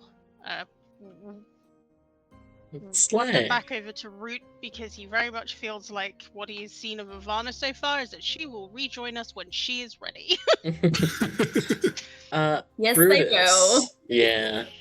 Sorry, Brutus, you're looking around. You're looking for the amulet. It's difficult to make out considering there aren't a lot of light sources in this cave. I do have a lamp. Yes, but it still does end up being a lot of also like feeling through the rocks, and eventually you do find it. It is a sturdy, strong metal. It's well crafted. So it's very odd when you pick it up and part of it has broken off. Like the bottom quarter-ish is just kind of looks almost like it was heavily chipped and a piece just broke away. And no matter where you look for it, you cannot find that chipped off piece. I honestly don't think he looks that hard. Mm. Like, he just kind of looks around and goes, all right, find it. All right, that was some magic bullshit. Cool, move on. Like, he's tired. It's been a long day.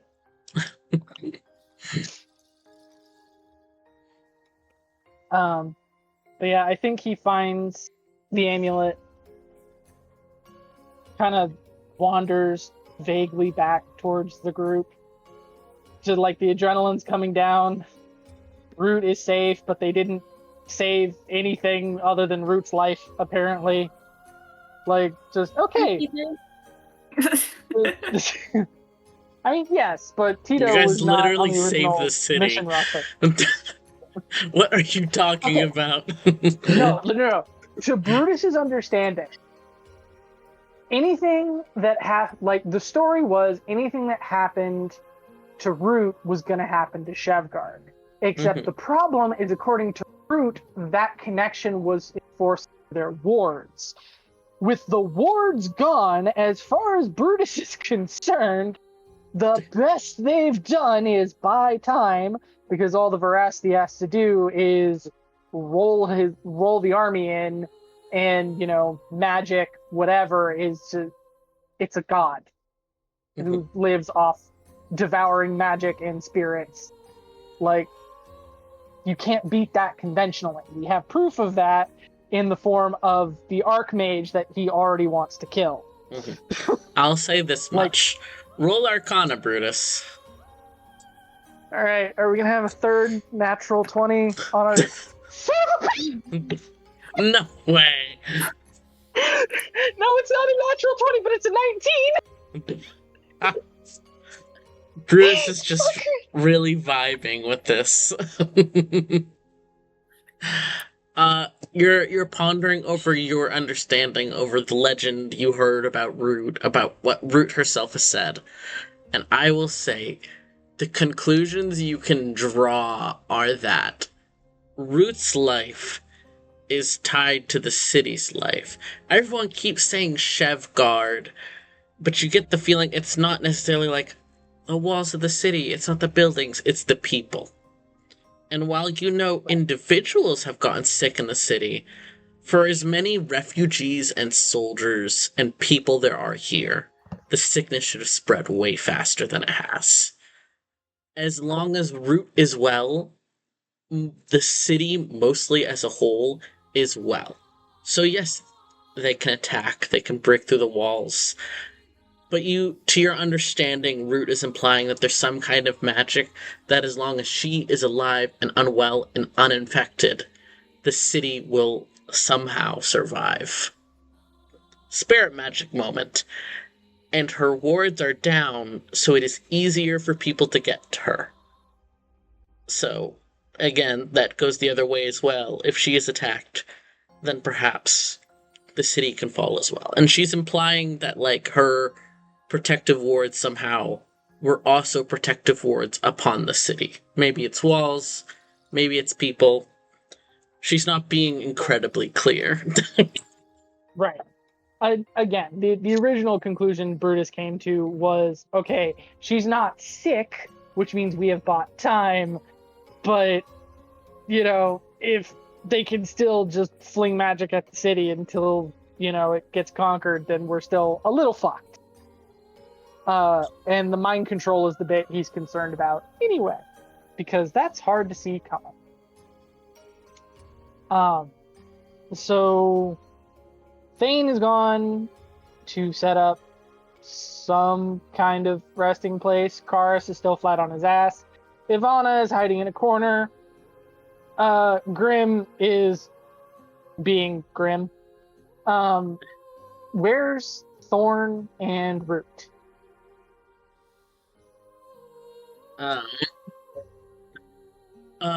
Root is starting to walk slow circles around the lair, still seemingly watching something none of you can see, following its movement slowly.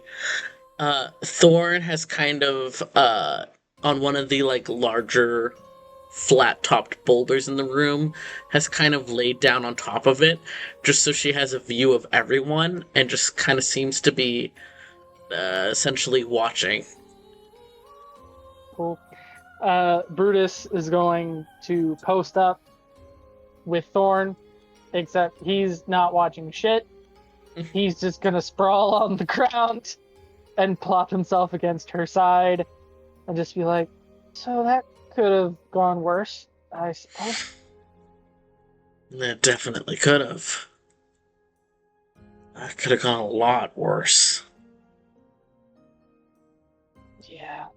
So you had to burn some power to help Root out. That's gonna come back to bite us in the ass later, probably. But in the meantime, are you okay? I'll live. I will be all right. That's not what I asked you. It's a bit awkward considering the history between Root and myself, but I am not that. And she's mad about that, but there's nothing we can do to change that. Okay. But I could be. Potentially. Okay. It's We're gonna not. have to talk about this properly at some point, but right now I'm tired and you're tired. It's been a fucked up day. It's not something So- I have control over, and I don't have full understanding, so I don't even know if I'm the one who can explain it right anyways. Well, explanations are thin on the ground. We will deal eventually, probably. We'll figure it out. I'm nosy. I like asking questions, you may have noticed. So for right now, I'm gonna sleep. Wake me up if you need me. Try to sleep light. Root isn't kidding. I can feel there's something. I don't know. She kind of shifts closer and like leans her fur against you. It's not wrong, but there's something different about the weave here. Now, it wasn't like this before. And I don't think it's the wards. I don't know. I've never felt this before. Well, we don't know what took down the wards. We can only assume it was connected to Big Hungary, so I need to rest. That was a lot. Hey, the man of the cloth just threw away his holy symbol. It's been a fucked up. I Certainly. sleep light. You'll wake me up if you need me, if anything happens. And until then, it may not be the wards being down, but that's bound to have some side effects. And now everything that wanted to get in isn't being held at bay anymore. So we'll see. Alright. It's gonna be a long slog back to the surface anyway. Rest well. That's the plan. Alright. Is everyone settling in for a long rest? Yeep. As best as Karis can, yeah. Yep. Slay. Alright. Then as you guys lay down, this music is more dramatic than I remember, but whatever. As you all settle down to sleep, there's a few people I need to talk to before we end game. I'll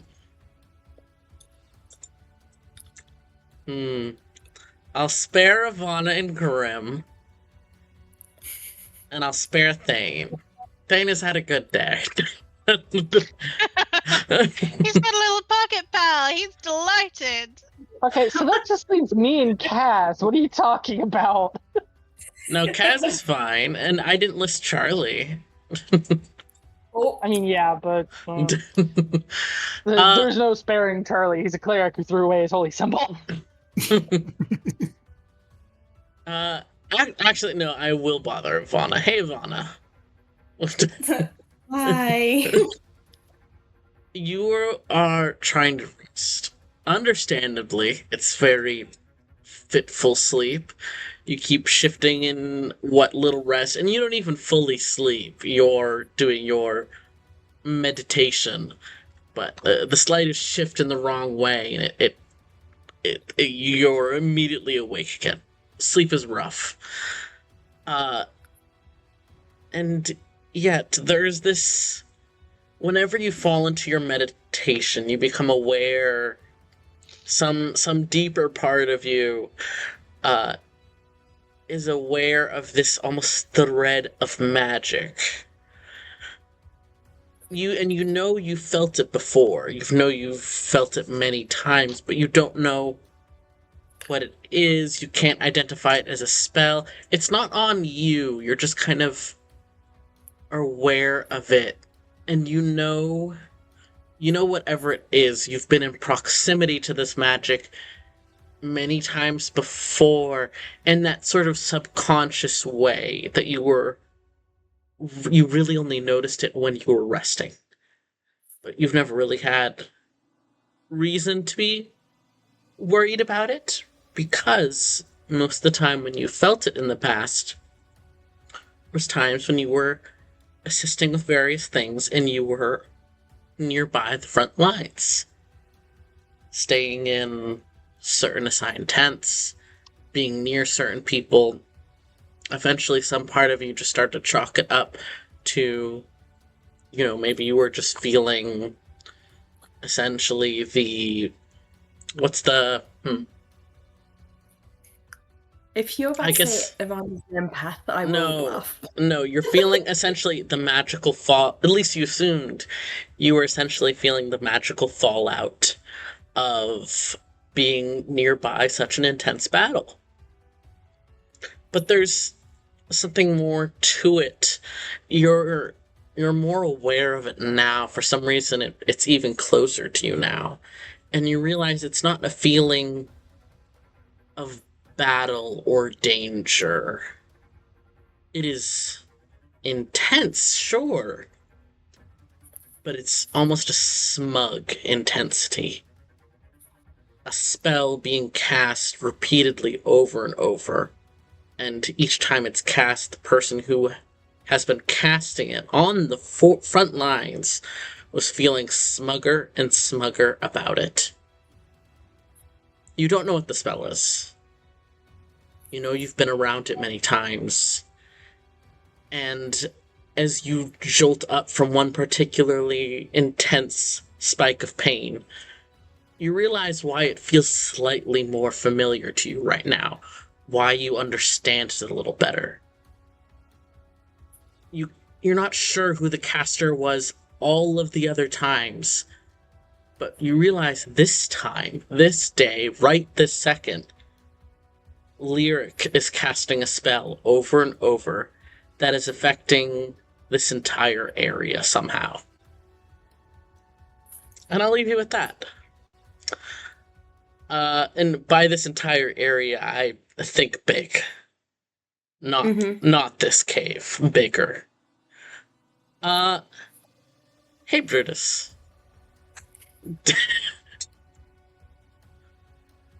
Brutus, you there? Yeah, I'm here. Okay, Sly. Just checking. Yeah.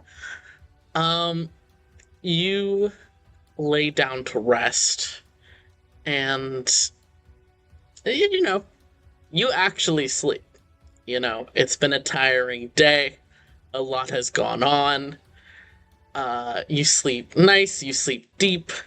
The brief times you do stir awake, you're aware that you're leaning against the side of a giant warm wolf. It's good sleep, let's be real. And yet, for some reason, every time you fall all the way into sleep, you almost feel someone just behind you. But it's not... You're aware in your sleeps that you're going somewhere. And whoever's behind you, they're not stalking you, they're not chasing you. Somehow you are aware that they are following. That they are curious and intent and following. And waiting to see what you will do. And you can't look back at them. Your dreams are too indistinct for you to have that sort of control. But as the dream comes to an end and you start to fully wake up, in your haze of half awakeness, you can feel Thorn finally standing, stretching, maybe going off and getting ready for the day. The last bit of the dream that comes to you is you realize, yes, a person was following you. But it was not one person. It was three. Three matching footsteps. Every single sound perfectly matched. And you wake up. Wow. Hey, Karis. Hey, buddy. Hey, bestie. Hi. So we can have a conversation first if you want, or we can RP this. Which would you rather? Or would you prefer to talk one-on-one alone? I was having more one-on-one with the conversation, but It's up to you.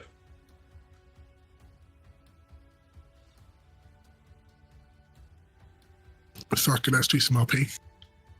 Hell yeah. Hell yeah. Hell yeah. Cars, you are immediately aware you're dreaming. And that's partially because you're in a place you have dreamed about, but not a sleep dream, more of a one-day aspiration. It's where you thought you would have been when you died. It is finely crafted halls, it is gilded walls and tapestries, long tables where you're sure many banquets have been held of monarchies long past. And for a moment maybe you feel a little bit better. Maybe before was just a mistake. Maybe this was where you were supposed to have been. Maybe something about the Veracity's minions being there is what messed it up. And then you see at the head of the hall, "Good night, Nor. Rest well. Love you. Good night, no. Drink for a game. Bye. Drink for a game. Bye. Sleep well." Bye, Norm. Bye. I was just about to poke him about that too. Yeah, same. But at the head of the hall, where you would expect, or you've been taught, a familiar throne would be with a familiar sword upon it. The throne is there, but it is broken apart as if something massive has crashed into it. The sword is nowhere to be seen. This majestic throne is rubble, and there is a man standing among the rubble. His clothes are fine, well made, definitely the quality that a noble or even royalty would have. But when you try to focus on it, the patterns, the colors, the beading, it's all indistinct. You just know it's fancy, well made. And even when you try to look at this person's hands, arms, face, you get the impression of nobility, of superiority, of power and leadership. But one moment you're looking at an ostentatious high elf, the next you're looking at a regal gold dragonborn. The face is never the same. And you realize you are seeing the very definition of leadership and power. What you once might have considered who you bowed to. And yet something about him is lesser. And as it stands at the head of this hall, they watch you and just gesture for you to approach.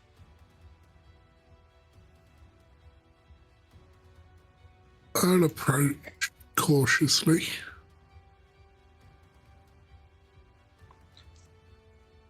when their voice speaks, it is 101 all at the same time, echoing and reverberating, and impossible to determine one voice over the other. I had thought that I would offer you a choice, but it seems you have made that choice. You cut out halfway through there. He said, I had thought to offer you a choice, but it seems that you have already made it.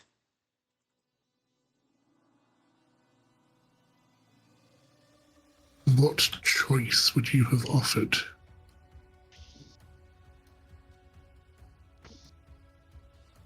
There is a war. There is a war that very few others are aware of. And the goal of said war has finally become clear. Cities will crumble. They will not fall, but they will be lessened. For the head of civilization itself has been consumed.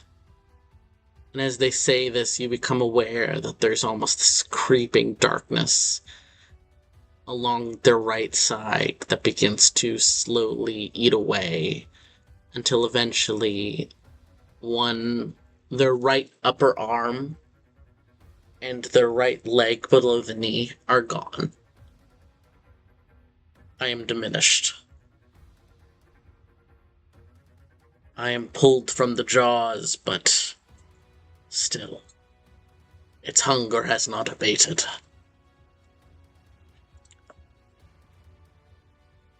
When those who followed me called for power, I sent allies to assist them. I had thought having someone to still protect and support your divine abilities would assuage your worries. But it seems you have thrown aside my gifts.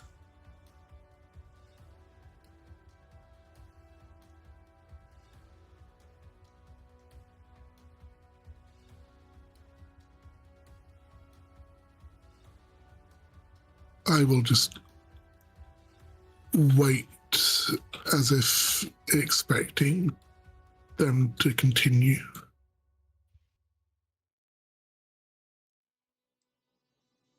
Have you nothing to say for the fact that you have thrown aside your loyalties?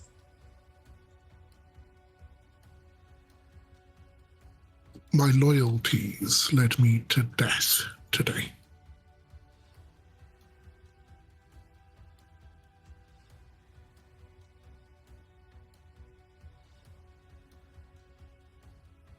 All die eventually. Oop, hold on. Can you guys hear me? You're very quiet. Man, my mic is not liking me.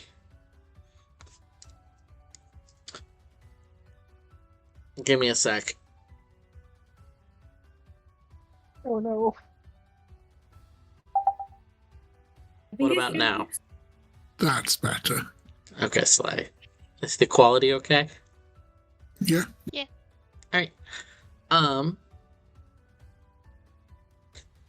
Everyone dies eventually. All mortals do. While I fought for my life, you think I should put yourself above me?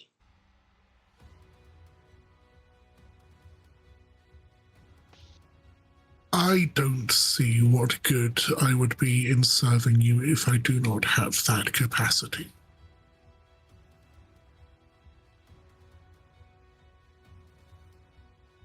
Then you forsake me.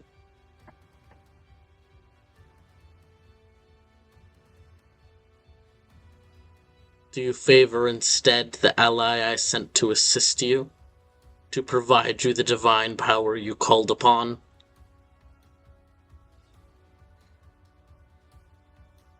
I don't know what I favor right now.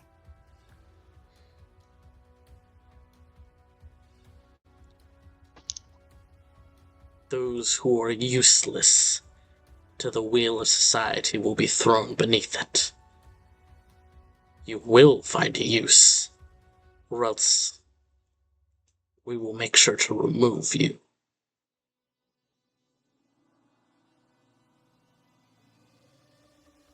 And if I don't live long enough to claim that reward?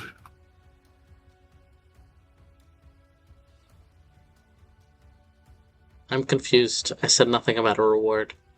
Sorry, I think you cut out at the end there again, sorry. He said remove you. Remove, sorry, full sentence again, sorry. They had said, the useless of society, will be cast under its wheel to remove them. Essentially.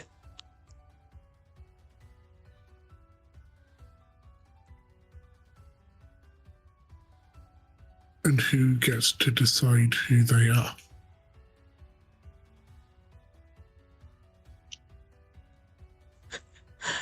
You ask the divine of civilization who determines who belongs within it.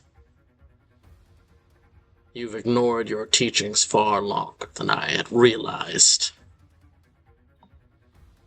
Ignored or questioned?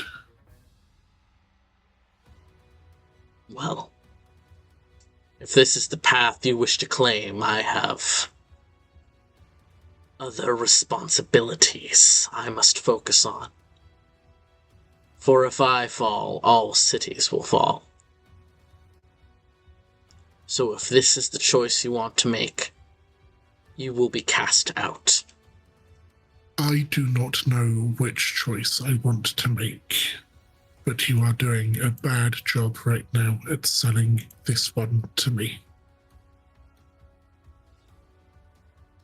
Sorry, I think I'm cutting out so much because I'm doing a low voice, so fuck it, I'm just gonna do my normal voice.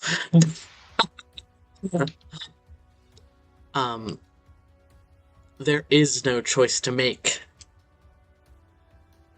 I am they who uphold civilization itself, the cities, the walls, society. And you would forsake that.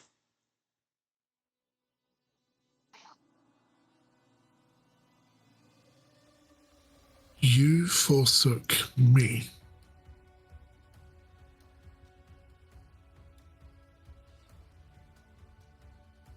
The world is bigger than you. And if you cannot see that, then you are not a proper servant of the knave. And you feel the ground begin to shake under you, Karis.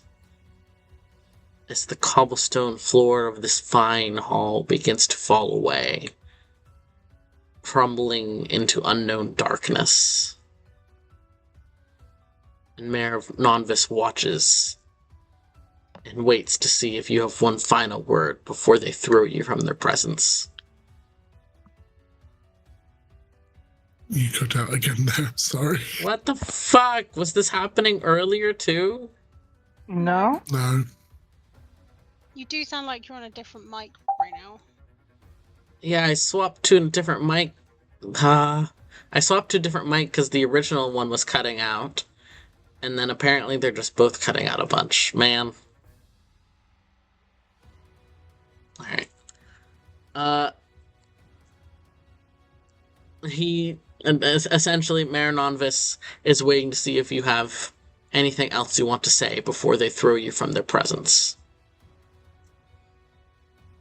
From Karis' perspective, Marin on this seems to have already made up their mind, so he's not going to say anything else.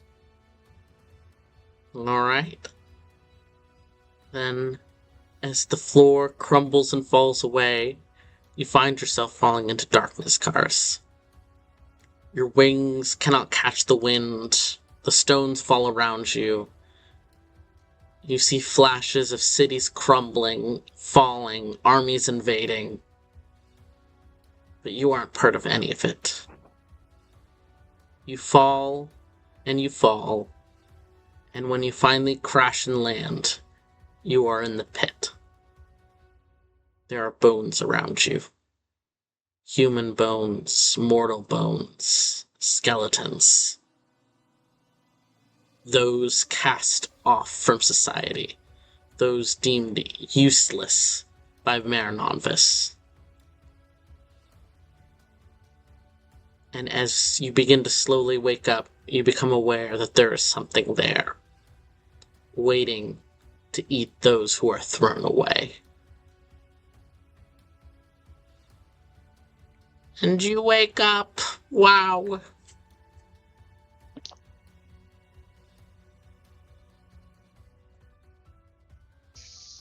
Fun times ahead for Karis, I think. Oh, it's gonna be Truly. great for everybody. And we, unless anyone wants to do something immediately in the morning, or ask anything, we will end session there. I will want to speak to Thane in the morning, but we can hold that for next session. Slay. What the fuck? I can't wait to find out who the surrogate was. Say again? I can't wait to find out who Marinonvis subbed. Well, technically Charlie picked, because I offered 3 symbols and Charlie picked one. I just don't think Charlie knows which was which. I don't remember. Yeah. Yes, I had offered Karis a vision, and then at the end of it told Karis to pick between a snake, a bird, and a circle. And you picked a circle. So we'll see. Sounds vaguely correct, yep. Yes, that was in session 16. We'll see what ends up happening. Who knows? Maybe Karis will end up liking the new divine connection. It'll be fine. Anyone whose afterlife is a bone pit is definitely okay. Uh-huh. Let's slay. Then we'll end session there. Thank you so much for playing, guys. Thanks for Thank you for running, you Thank you arsehole. all. Woohoo.